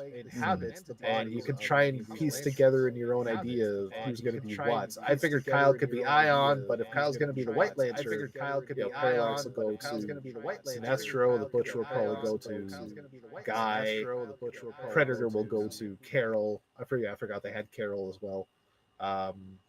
That leaves Proselyte, Ophidian, and I never remember what the blue one's called. And Ion. Who the fuck knows? I'm thinking. Is Proselyte Indigo? Nope. Yeah, Proselyte is indigo. Ophidian is orange. My guess is that would go to John. Maybe it could be. But here's I'm operating off of War of the Lanterns logic. Yeah. Which is perhaps not rational, but that's like the only way I can think of. Well, if they were to switch up and take on entities of different emotional cores, who would identify with what? Because I know John has been associated with love before as well. Yeah. But obviously, it's probably going to end up going with Carol because Carol has a stronger affinity with the Predator. So, yeah, I don't know. That would be my guess.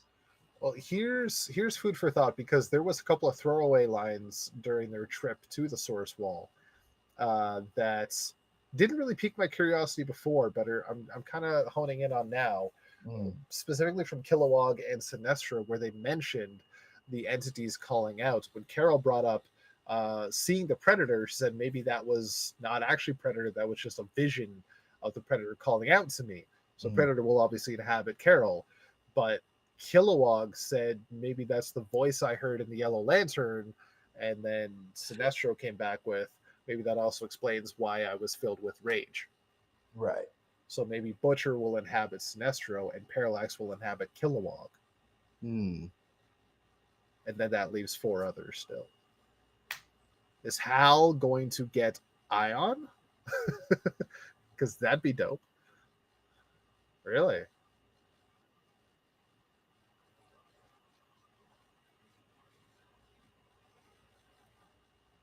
Yeah, I would love to say. I figured Kyle would be Ion again too, but if they are going in different directions, I could see it being either Hal or John.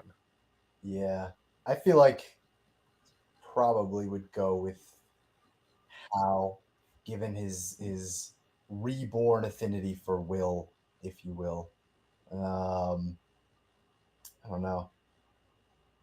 It just seems like it makes sense, and obviously, the Green Lantern book is sort of mainly focused on Hal Jordan. It seems like, it would make sense that the physical embodiment of willpower would go to Hal this time around. And also, I don't think we've ever seen an ion fusion between Hal and the Ion entity before. No. Obviously, Kyle has done it twice, but Ion has only ever inhabited Kyle and Sodom Yat.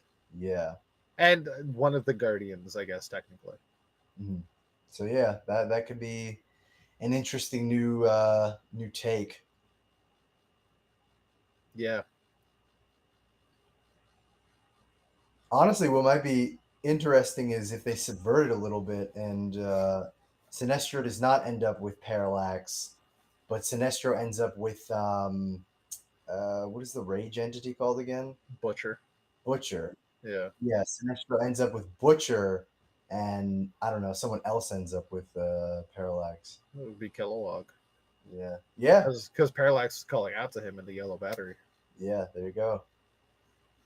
But I just need someone to explain to me why the fuck Parallax is in there. That's all I need to know.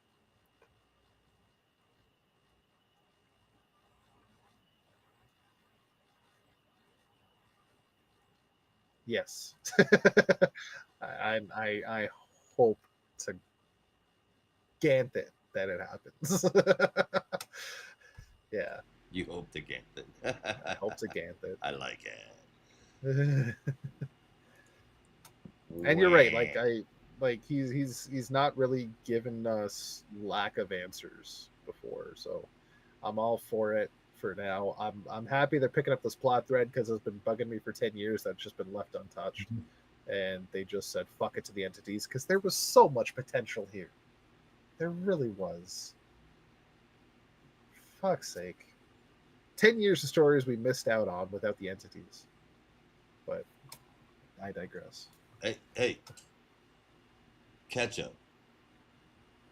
Good things come to Mustard. those who wait. Talk about the glass bottles. Yeah. Yeah. Sometimes, it's not always convenient. It's not always what we want. We got to wait until the right person is here to tell us the story. Yeah. Otherwise, you get ketchup pre-cum, and it's not good. It's not good. It's fucking Just get soggy fries. Yeah, you don't want that. No. Yeah. So all in all, realistically, if you look at the whole story for this issue, not a lot happened. It was a lot of, I almost want to say, exposition and revisiting past events to catch us up to where we get in the last page, which I'm not against, to be honest with you, because I like the direction it's going. If it was a stupid ending, I'd hate it, but this is actually kind of exciting. The entities are back. Who the fuck knows what's going to happen? War of the Lanterns yet again. War of Light yet again. Lights Out yet again. Whatever you want to fucking call it. It's a Starbreaker supremacy, and Starbreaker's going down. I can't fucking wait. Because shit's going to happen, and we're in a new renaissance for the Lanterns. I'm fucking ready, and I'm calling it now. It's a new fucking renaissance for the Lanterns. Jeff Johns part dos. Let's fucking go. 9 out of 10. Homie, we've been calling that for 6 months now. Whatever's on the other side of this, this solidifies it. Yeah, whatever's on the other side of this is going to be a whole brand new core universe. Yeah. I think this definitely solidifies it in hard light that this is taking the reins from Jeff Johns, what he put down. 100%. Something that many writers tried to accomplish before and failed. I enjoyed it. I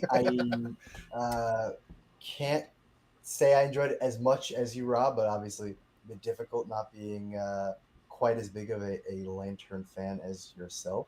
But yeah, I don't know.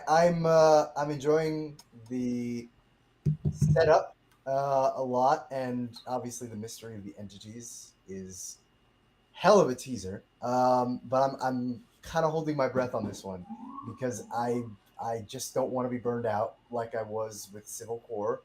And my biggest fear is that for everything they've been setting up with Starbreaker, which has been building for quite some time now, which is kind of crazy, like over a year, I feel like, with the Star Lantern and Starbreaker kind of lurking in the background. I just really want this to have a satisfying payoff. If it achieves that, perfect. You don't even need to do anything else. Like, this feels like the big Lantern story that everything has been building towards, and I'm holding my breath that it has that really satisfying conclusion. So I gave this an 8 out of 10. Like, it's still building its way. I really want to wait until everything is said and done before I give my final verdict, because I have a lot of high hopes for this one, and I would just be really depressed if it ended up kind of letting me down. If I can give an example that hopefully boosts your spirits about where this potentially can go, back in 2007, when Sinestro Corps War ended, and the last page happened, where the ANSI monitor was sucked into a metal structure that turned out to be a black lantern. Yeah. And then the following page said, in 2005, Blackest Hal Jordan was reborn. In 2007, the Sinestro Corps attacked. And in 2009, the dead shall rise. That was set up for 2 years. Yeah, yeah. And they spent 2 years setting it up even further. And this is realistically 2 years now of just this run. Mm. And right? What? I think you might be onto something, because it's very hard for me to differentiate the Green Lantern books over the last 2 years. It's just, to me, just one giant fucking story. Yeah. And well, I guess we've only had the. I mean, it really is. Yeah. Because Green Lantern Corps is still relatively new. Yeah, it's only had 6 issues apart from this story, and that's mostly been just like, I don't really want to say filler, but kind of setting up the Corps where it needs to be. Yeah, like reintroducing some characters and showing what they're capable of, and like getting some characters to where they need to be for this. The Green Lantern Corps is restructuring yet again. Yeah. But hopefully this will be the last time. Yeah. Hopefully. All right. These the next time they all get killed or whatever. Yeah. So I hope it does alleviate some concerns. I see where you're coming from, and I understand it 100%. But I do hope, if you compare it to what we got with Jeff Johns, where it was building up stuff for a long time, but the payoff was fantastic and worked really, really well and was worth the lead-in time. I think we might be looking at the same thing here. Yeah. Yeah. I think to continue your point on Sinestro Corps War, I think what made that one work particularly well for me is like, you can trace the genesis of that story back to what was it? Green Lantern Rebirth, right? Yeah. All of that is born from Sinestro's rage at being utterly humiliated by Hal after he's reborn. So it's very clear that there was like this grand plan right from the jump, right from the miniseries, before the regular series in 05 even started, which is just incredible. So my hope is, like, it has that same level of scale and build up, which it has. It definitely has the build up. But I just hope it gets to that point where it's like, I don't know. I don't want to compare beats, because they're different stories, but like, I think you understand what I mean. Like, they get to Coast City, they have freed Kyle from the parallax infection, and now it's like, okay, it's fucking go time. Like, yeah, now it's time to throw down. And you get that I know you're talking about the last page with the reveal of the Black Lantern, but for me, the most iconic moment is they've wrapped everything up. Coast City is free of fear, and it's the 4 Corpsmen just victorious, triumphant. Like, I want that, but I want the satisfying journey to that point. You know what I mean? And I think we're there. We just haven't gotten there yet, but I really hope we do. Yeah. I think we will.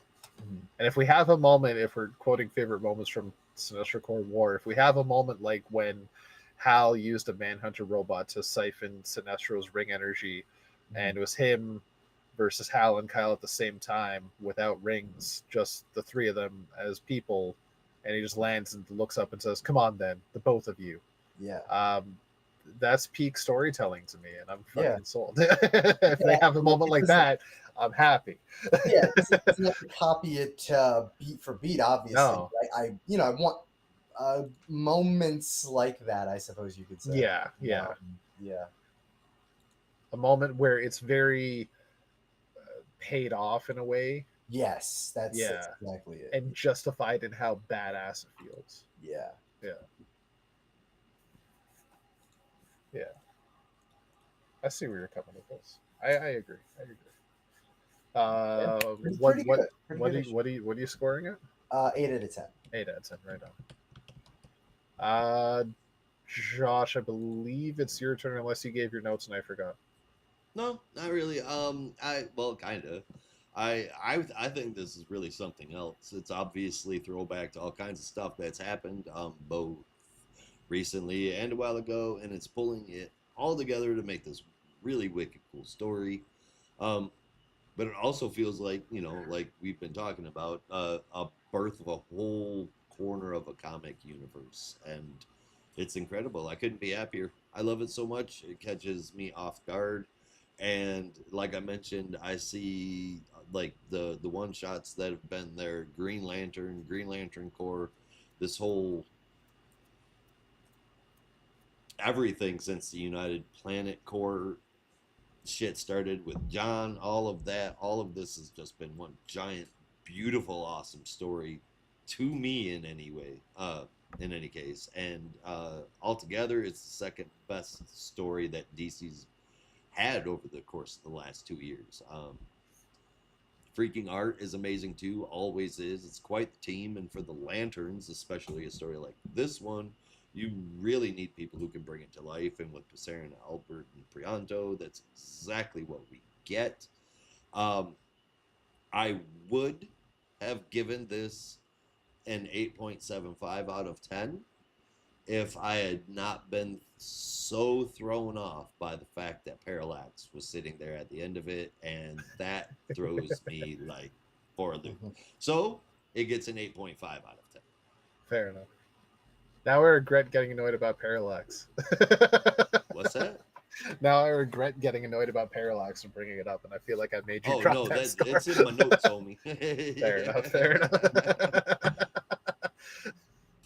Yeah, I do really hope Jeremy Adams just even takes a panel to explain. Just, yeah, Parallax like found his way there or some shit. I don't know. Yeah. I don't know. Just like, even if it's just like somehow Palpatine returned levels of bullshit explanation, I'm down with it. Just give me some kind of recognition. It'll happen. I have faith. Yeah. Yeah. I do. I might be a minority on caring about that little like plot hole in Lights Out, but it bugs me for 10 years now. Hey, Understandable. Yeah. Actually, I wonder how many people were wondering what the hell happened to that pearl. And then we find out this month. Yeah. This month, indeed. Brandon, you want to tell us all about Aquaman? Man? Sure. Speaking of the plot Aquaman thread, number 3 years in advance. Exactly. Yeah. Aquaman number 8, I would say kind of the climax of this God Killer storyline. Of course, written also by Jeremy Adams, a double dose this week, with art by John Timms, colors by Rex Locus, and letters by Dave Sharp.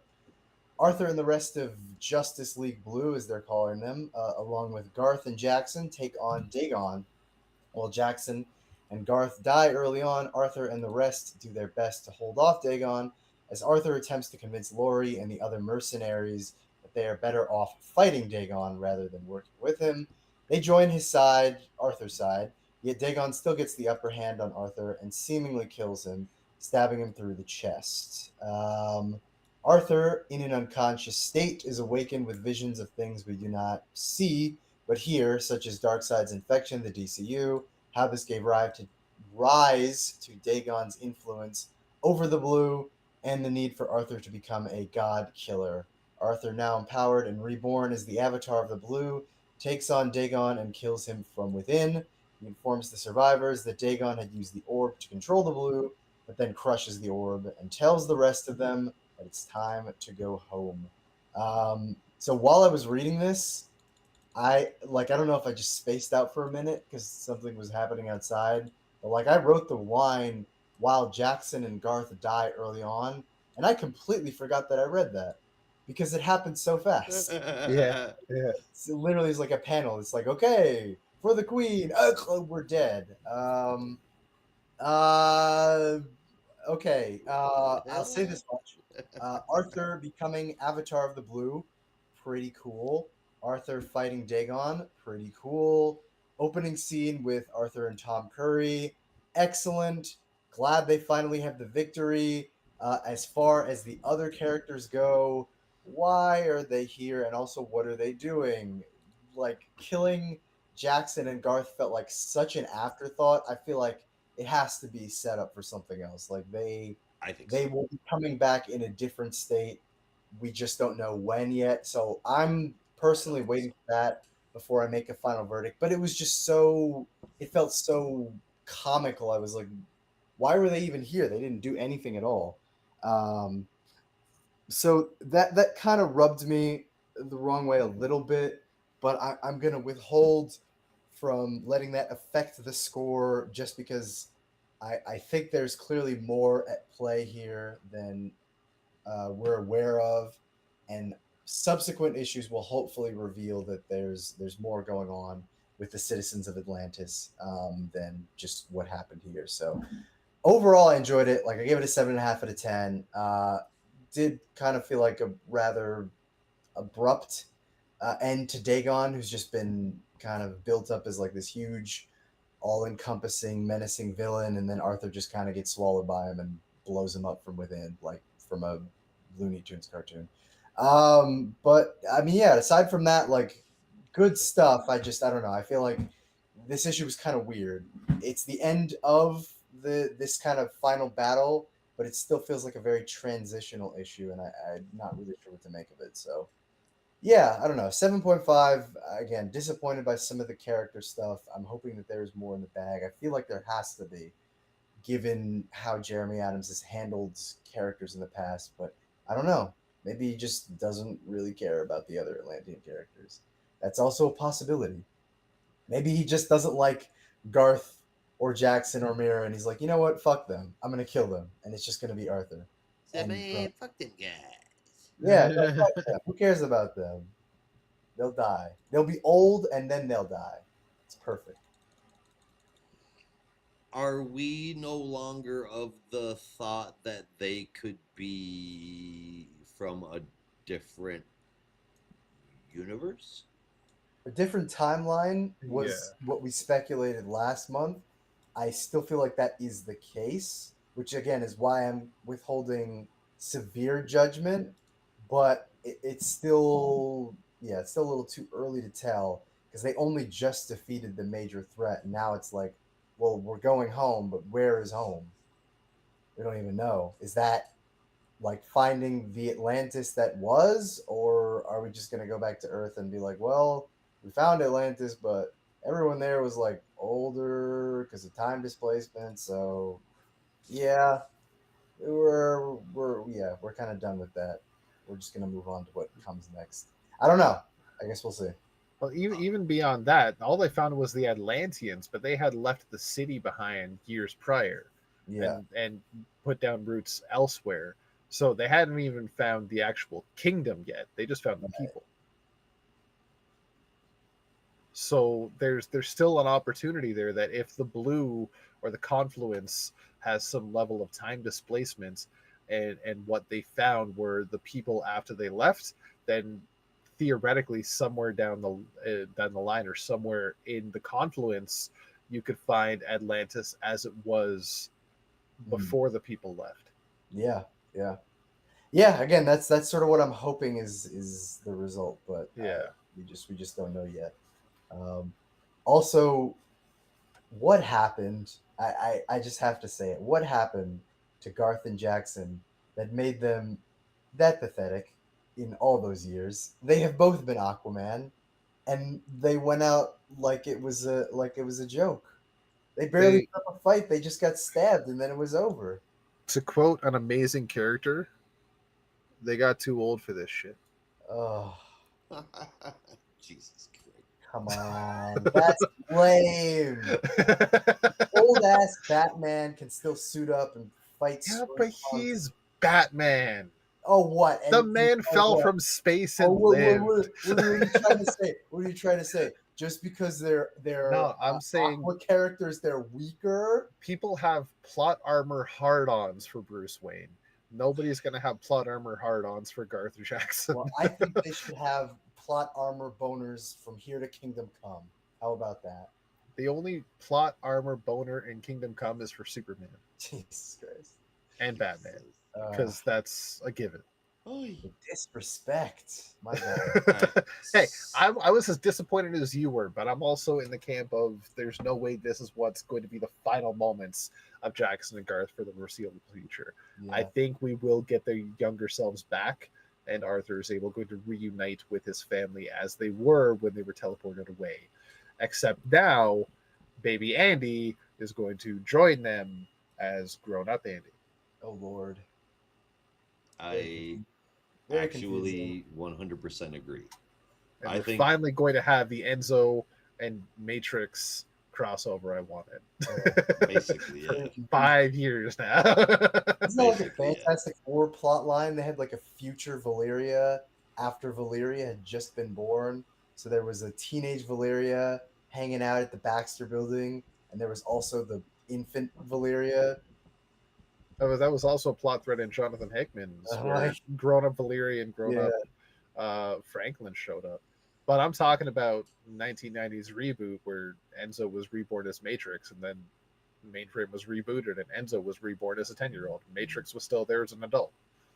Jeez. Right? Now we're gonna have baby Andy and adult Andy. It's fucking good. That's Let's not fucking confusing at go. all. Just don't think too hard about it, and it won't be confusing. Alright, so Just accept it. I think it's not deep at all. I think it's what we're looking at is pretty surface level. It was explained to us that the blue, well, we can call it that now. I guess we're dropping the confluence, and whatever, that doesn't You matter. call it both. Yeah. Yeah. We never Um, refer to it as the blue in this, so I'm just Right. Yeah. So I mean, didn't they call him? Didn't he call himself the Avatar of the Blue at one point? basically after Yeah. after he was killed, yes. Yeah. And I think that's what we're looking at. I think we're going to be looking at Aquaman being like almost like a Buddy Baker kind of avatar. Yeah. And I think that it's going to open up a whole bunch of new kinds of fucking stories for Arthur and the rest of the Aqua fam.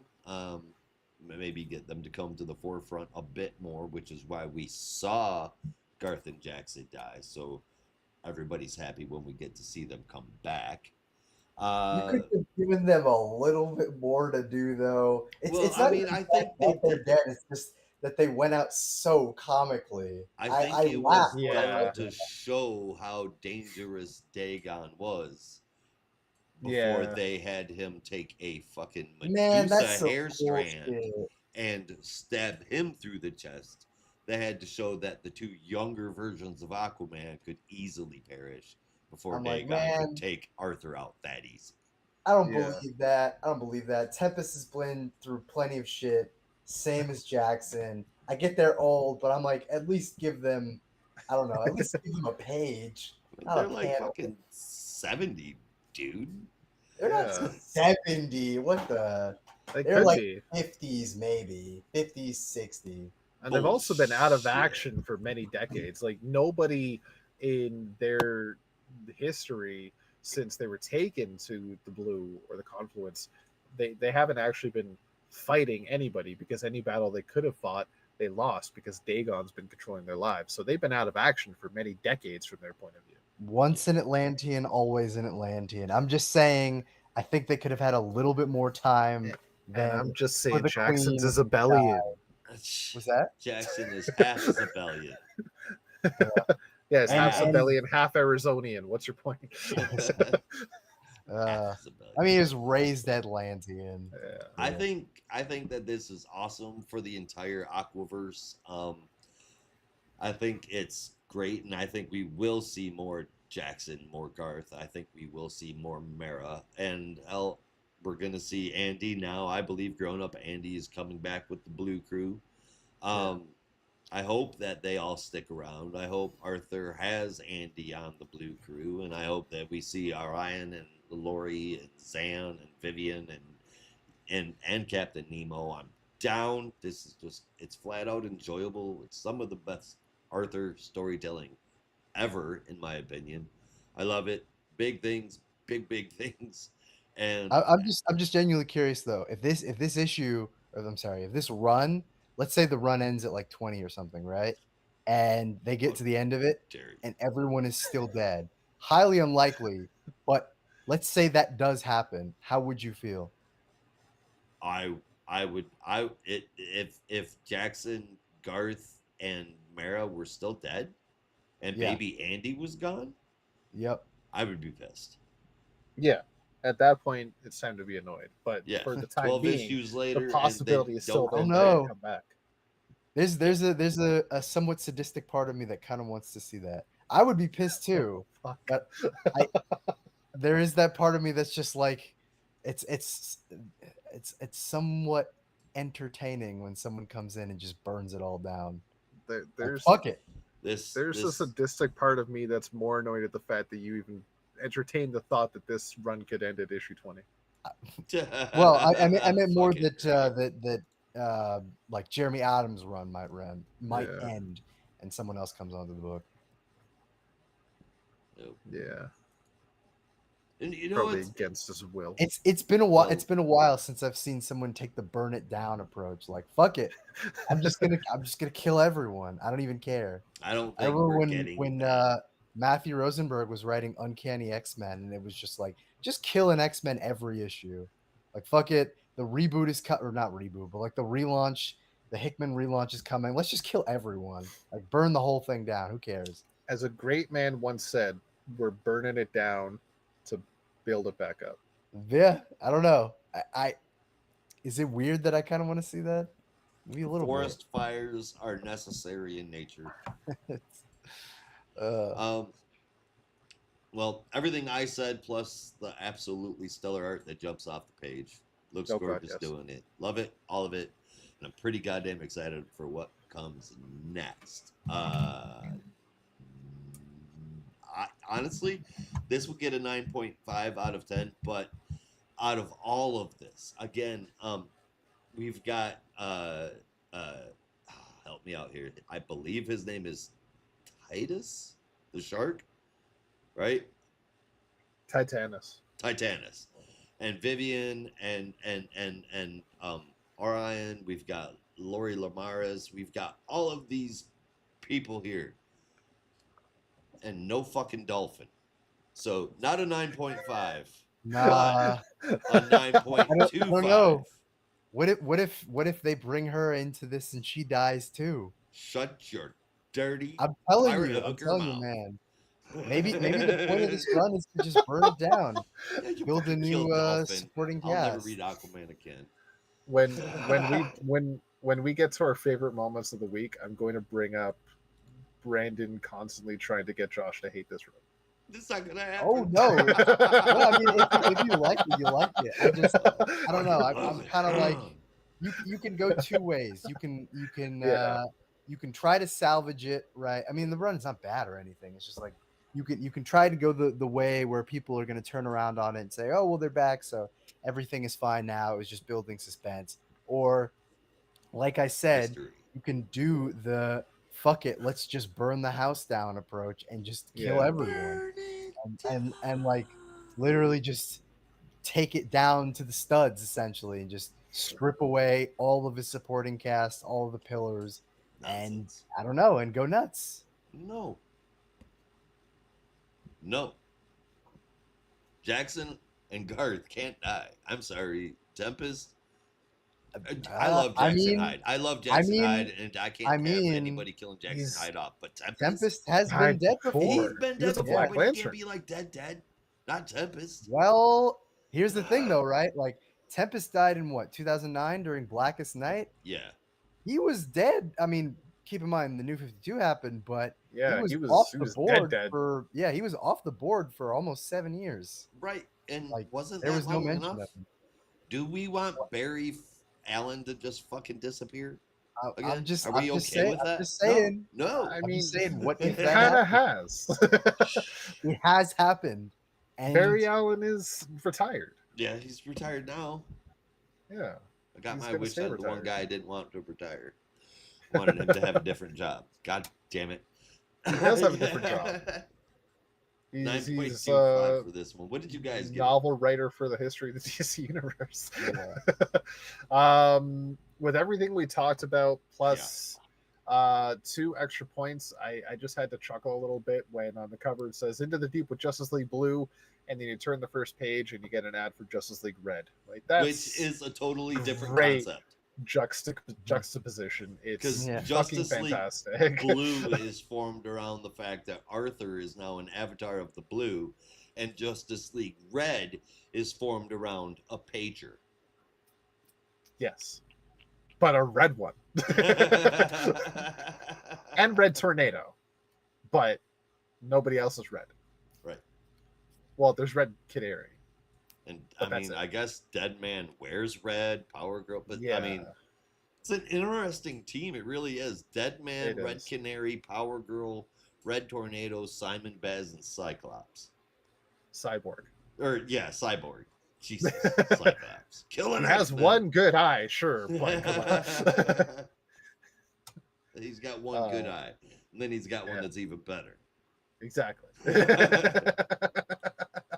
So yeah, apart from that juxtaposition that I had to chuckle at, this may only be me, and I wouldn't be surprised if it is, but that whole scene where Arthur gets pierced by Dagon's tentacle, floats away into some blue aether, and then as he's slowly dying, has this moment of I can't give up now, I can't lose, I have to win, and gets imbued with the power of the blue, and light is shining through his scales and heals his wound, and he comes like flying back into the fights, and all I saw was Goku turning Super Saiyan God.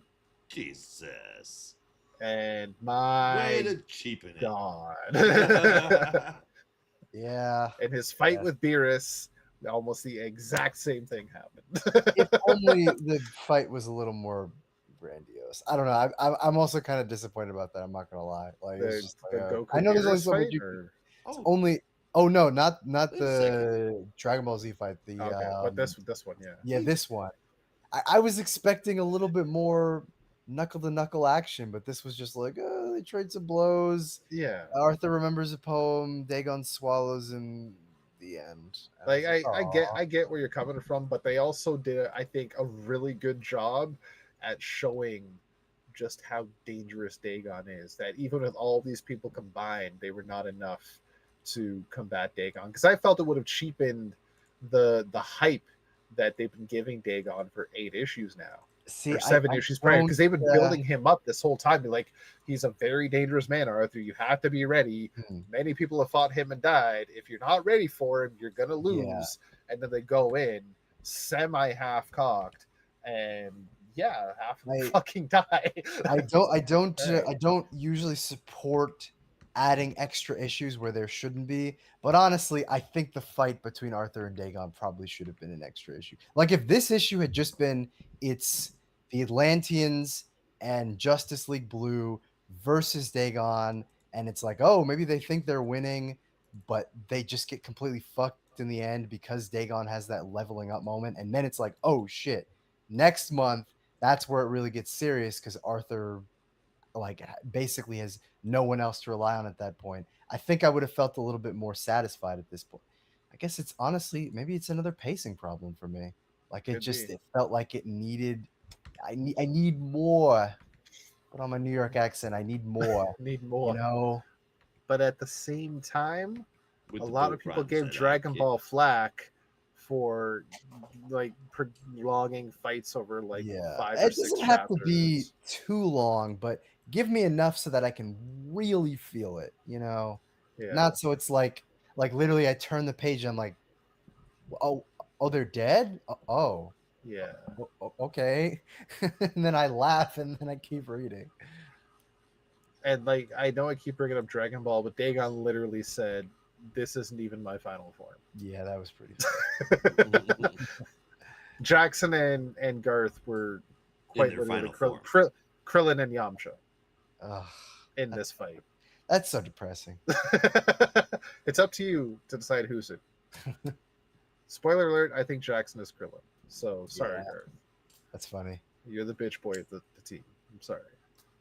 I disagree, but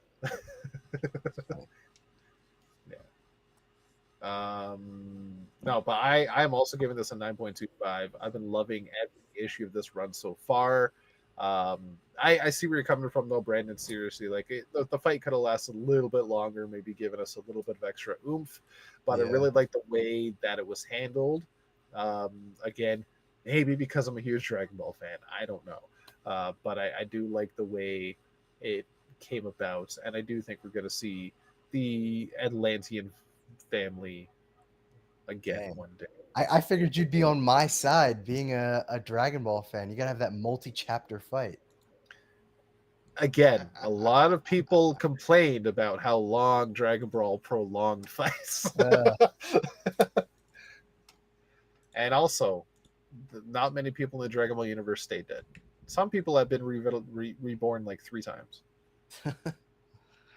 Oh man. Look, that's where Simon was. Yeah. That's why he wasn't with the rest of the Lanterns. Why now is I'm he just thinking feeling of, things? He's on Justice League Beeper. Yeah. Now I'm just thinking of reading like the totally unrelated, but related to manga at least, but like reading the final battle in My Hero Academia, because that lasted for months. Oh Just god. went on forever. Every week it was like, they're gonna get a little closer. Okay, no, it's close. It feels like a decisive. Not quite. Almost. Like I remember when the leaks came out for whatever chapter it was, and it was like, oh my god, he finally is this really happening? Like he finally get the decisive punch over Shigaraki. Is it over? Is 6 months of a single fight finally over? Yeah. Yeah, it doesn't have to be that extreme, but I mean, 6 months, but also that's 6 chapters. yeah. But that's Well- also like if you figure a chapter is like No, 20 that's the thing. It's pages, like that's it a would lot. it would be 6 chapters if each chapter was published monthly, but these are every week, so it's oh like god. yeah, it's like this is like like Yeah, that's kind of nuts. 20 plus weeks of not accounting for Jesus, skip of weeks one of fight. just one fight. Wow. Yeah, so And like even the Dragon Ball Super manga before it went on an extended hiatus. yeah.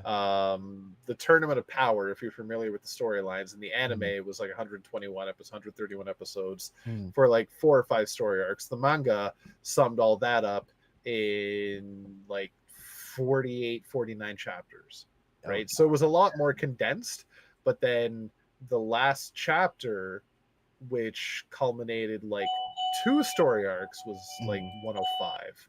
So like more than half of the story was 2 story arcs, Oh man. which had smaller fights within them, but the first one, or maybe the second one, I think was the Cerulean arc, was like huge. It was one gigantic fucking fight. I Yeah. can't even tell you how many chapters that went. Yeah. Yeah, see, that's the worst case example. Yeah. Like the first story arc they did as it came back, it was against one villain, but it was multiple smaller fights where they fought him once, failed, went back, trained more, fought him again, failed, etc., etc., etc. But yeah, the second one was one giant fucking fight. Yeah.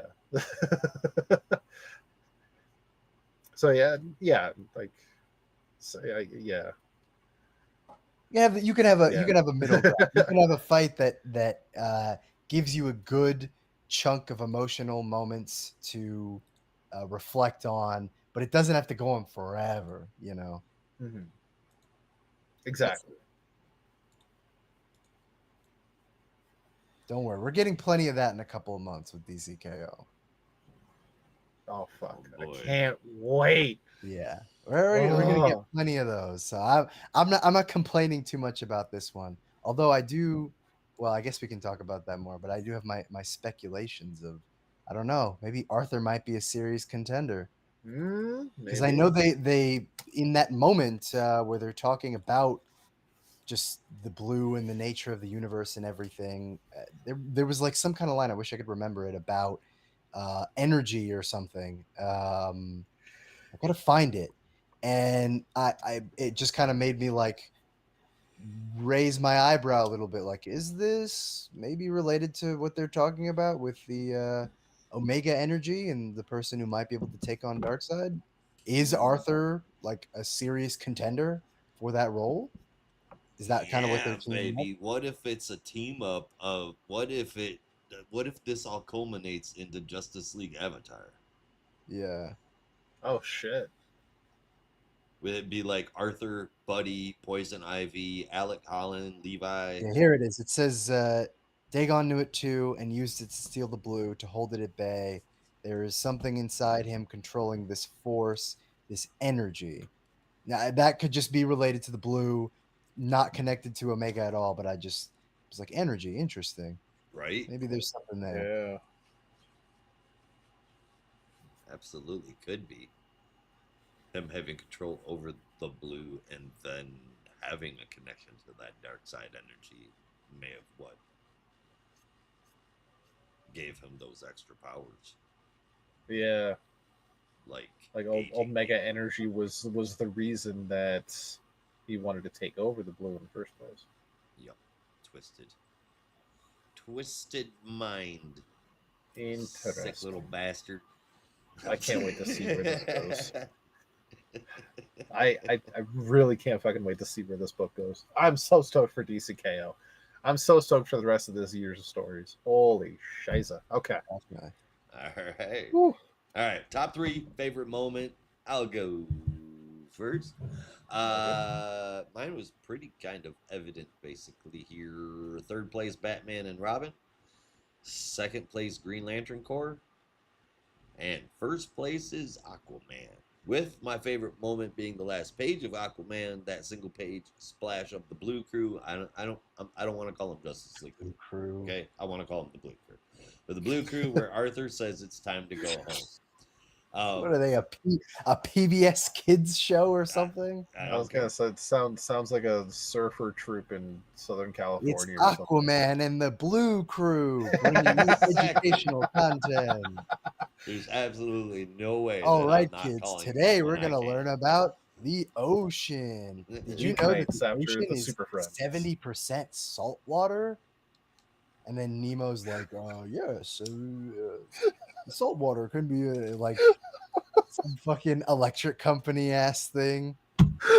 And Nemo's just he's on The Nautilus actually with, Yeah. uses with a its propulsion- chalkboard behind him Yeah, and yeah. a stick, just like this is why. hopes to use Rob, salt do you guys water get to do you increase guys get its PBS, or is there a Canadian No, we- version of we- PBS? There's an Ontario version called CVO, but we also get Gotcha. PBS. Yeah. Oh, okay. Well, I was not wondering. anymore. No, not anymore. Rip. Anyway, yeah, Blue Crew makes me That's think of sad. that. Can have an That's- educational program. Hilarious. I just That's actually fucking funny.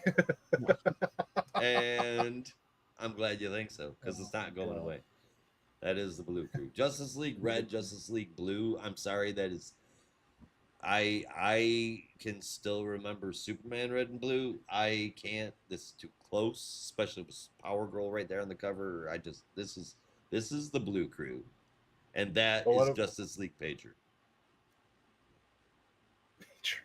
Well, what about X-Men Red and X-Men Blue? Was there an X-Men Red? Yeah, there's an X-Men I'm Red. pretty sure. Yeah. I never read it. I always thought it was the golden blue teams.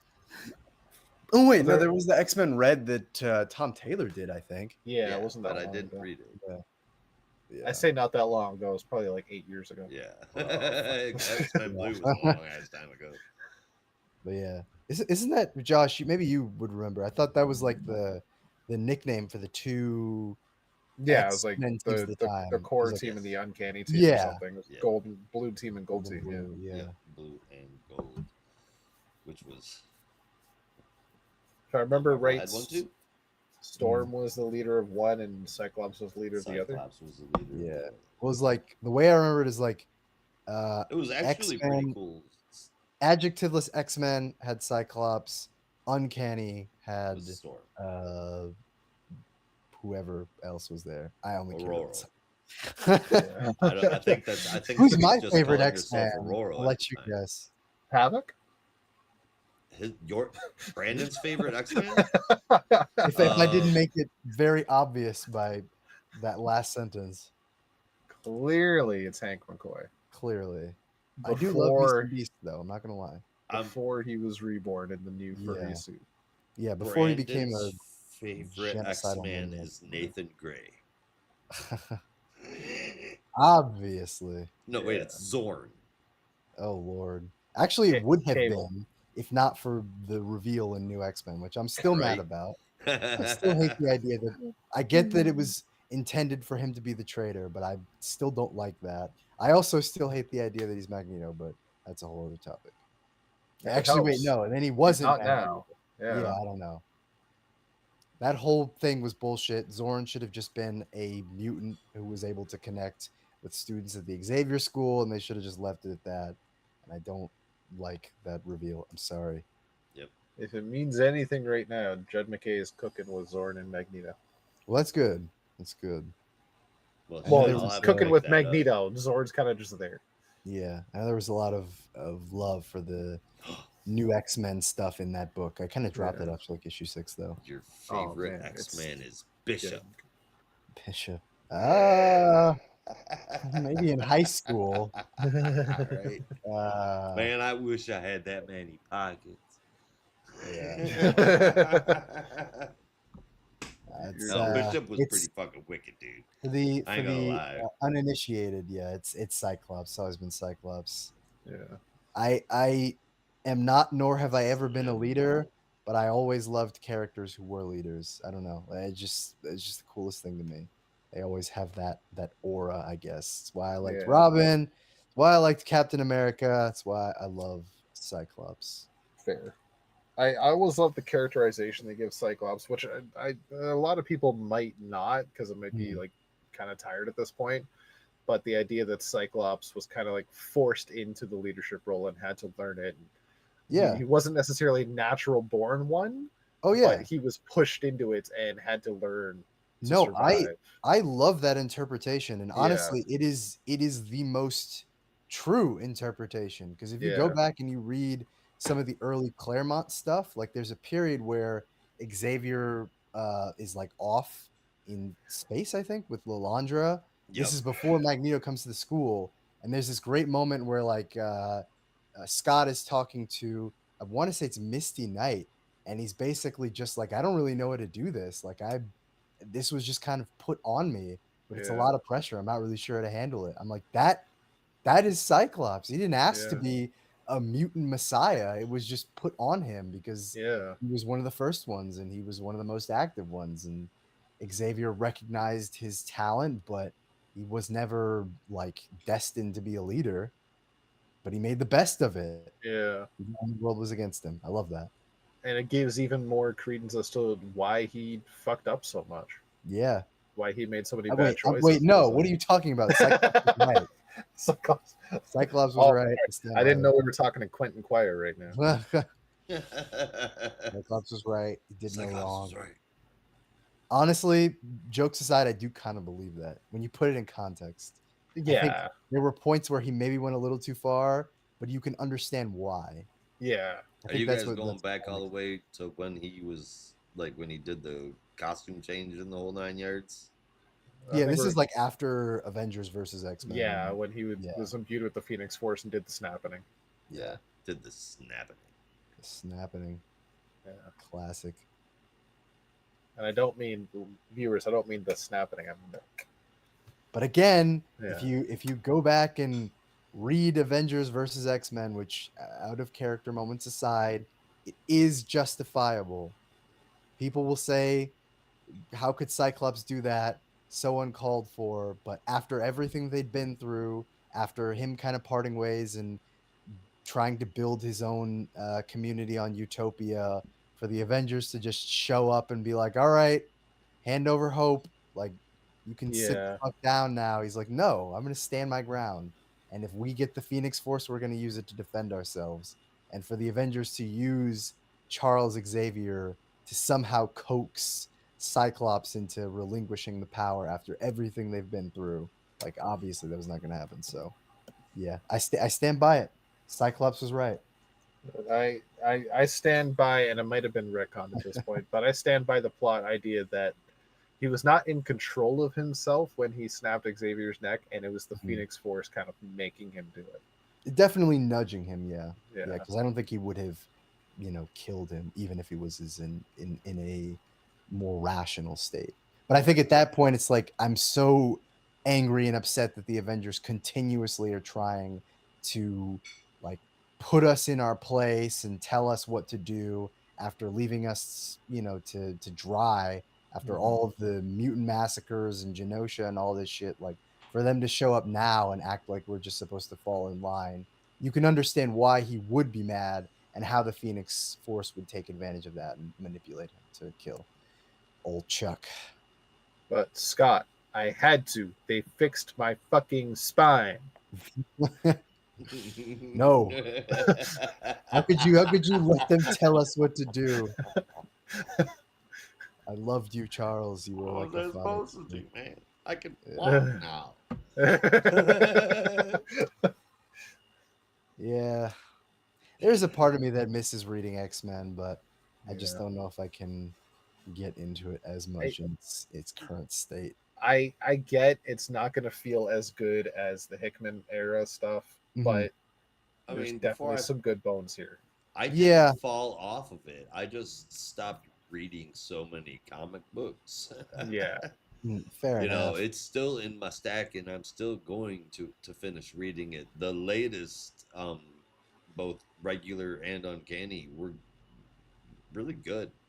Yeah, they're Yeah. both going really, really well. And Yeah. they're just telling stories. They're not trying to do anything massive, Nope. but there is an ongoing story is going to cross over at some point Right. Yeah, with Right. Grey Malk in prison. yeah, everything's all building off of the shit that's happened, but it's like slow, and it's not like, Yeah. oh fuck. Every issue wasn't like, oh fuck, we're kicking off an event. Yeah. I Yeah. mean, I think that was initially what kind of drew me to the adjectiveless X-Men title that Jed McKay was doing, where I was like, this feels like, because obviously there's still a bit of frustration over the Krakoa stuff, but this feels like a good character arc for Cyclops. Given there's that issue. Help me out here, but I think it's issue 5 or something. It's like the Mhm. flashback issue, the Iron Knight or whatever they're calling it, Oh yeah, yeah. where he's basically like he's up in Alaska and he's depressed, and Magneto is just like, "What are you doing? Like, Oh, when this is he's not sitting there and you." they're zapping the beer cans and shit. Yeah, and Yeah. he's just like Yeah, he's just like, that was a "Yeah, great. See, man, like, that was a great man, fucking yeah, issue. like I that." thought. I was like, Yeah. that issue was like, yeah, I want to keep reading this. Yep. But then I saw they were doing the crossover, and I was like, I don't know about this. But The crossover was kind of minor. yeah, The raid on Grey Malkin. Yeah, Um, it's. I wouldn't even call it a crossover. Would you, Rob? It's more like a interaction. I mean, it is kind of a crossover because like part Well, one is Is objective it is a list, and then part crossover. 2 is uncanny, etc. But But I yeah, mean, like it technically, is but more of like it's just kind of telling a story. yeah, it's like Yeah, an yeah. interaction. These two crossed paths Yeah, in a big bang boom. it just Yeah. it just felt crazy to go there And- that fast. Oh, and you find out some pretty cool shit in that issue. Just saying. Yeah, and I'll say is it like that? this as Somebody well. Yeah, practicing what's with with a the triangle? wind chimes? What Oh, is that? sorry, I'm getting a phone call. Oh, it sounded like a fucking triangle. Yeah, The Jed McKay X-Men, very reminiscent of Bendis era Uncanny post AVX when Cyclops again was up in some That's northern not an town. endorsement. But no, that's I mean just like he's shied away with a small group of mutants and they're in some Right, yeah. frozen base, right? Right? And But you, I know, think you say the it's whole not an thing- endorsement, but if it wasn't for that, we wouldn't have had gold balls, all right? It's just saying. Well, I think I the whole honestly, thing between Chuck I would have and- been fine without gold balls if he hadn't been redeemed in a major way in House of X. Exactly. I think the whole thing about Cyclops and why he's always found himself in the leadership role is, yes, out of necessity, but Charles often put his ass there. And why Charles's reason, I remember correctly, if I remember correctly, growing up reading it, is that it was one of those things where Charles is telling him that you might make mistakes, but you always know the right thing to do when the shit is hitting the fan. Yeah. And Yeah. right now what's going on is Cyclops like in the mid it's kind of like him finally accepting that and saying, you know what, I was right. Yeah. Well, I know you guys didn't really read any of the Krakoa stuff, but there is another moment like that in the X of Swords crossover. Maybe Kirk remembers, but it's another one of those reasons why I love Cyclops, because when that era started, there weren't really like any mainstream X-Men teams. There were like loosely related ones. There was Excalibur and Otherworld. There was obviously Beast's X-Force, but there wasn't that main X-Men team, and that was something that Cyclops noted during that crossover, was like, we need that team to stand to face the public as the X-Men to represent us. And Charles was kind of against it, and he's like, well, I understand that, but I know what's right, and I'm going to put together a team anyway. And I'm like, that's psych, you know. Yep. So love Yep. that. Yep. Mhm. And it's such a perfect Come on. character thing. I didn't even Sorry, guys. read that. I'll be right back. Sorry, I'm getting multiple phone calls. Okay. Well, all right. Hey, we're gonna. I guess we could just wrap shit up here. You sure? I don't want to Yeah. rush Do you? it. Hey, what's your? Did you give your top three? Oh, let's see. Top three. I have Green Lantern. Oh, I'm sorry, not Green Lantern. Oh wait, yeah, no. Green Lantern Corps number 3, Action Comics number 2, Batman and Robin number 1. Favorite moment is definitely the last page of Batman and Robin, though. Love that. Right. Awesome. You got a favorite cover? Favorite cover is oh man, difficult choice, but honestly, I'm gonna have to go with Green Lantern Corps number 7. The colors, and the covers Yeah. on the series have been stellar, and this one just continues that. I That looked ahead at screams- yeah. I smell Liam Sharp on this for some reason. I Yeah, don't know why. it's apparently V. Ken Marion. Ken Marion. I've never seen him color stuff like that, but the Yeah. whole scene with Starbreaker and Sorrow, just it's gorgeous. But I looked ahead to issue 9, and like that's like fucking classic sci-fi poster right there. I don't know if you guys have a chance. I gotta look at it. It's No. awesome. Gotta look You at know it. better. I love posters that look like that. Very All right. Star Wars. All right, Rob. For me, it's very similar to what you guys had. But at number 3, I got Batman and Robin. Number 2, Green Lantern Corps. Number 1 is Aquaman. My favorite moment is the last page of Green Lantern Corps because that got me so fucking excited. And favorite cover is also going to be Green Lantern Corps because it is dynamic as hell. Hell yeah. And that's going to be my favorite as well. I thought it was so funny that at the beginning of this, we were talking about Grant Morrison and Liam Sharp, and then my favorite cover at the very end of the show. All of our favorite cover at the end of the show is something that's a bit evocative of Liam Sharp's covers when he was writing with Grant Morrison. All right, well, that is it. Brandon's got phone calls. I'm hungry, and Rob's Getting got blown up. kids, man. Thank you, everybody, for watching. We'll be back next week covering all of DC's weekly releases. Same Geek Time, same Geek Channel, and that is the show. We're getting out of here, so you will have to as well. Be careful out there, and remember, in the Geek Matrix, everyone has a home. In the Geek Matrix, you are not alone. Peace. Yeah.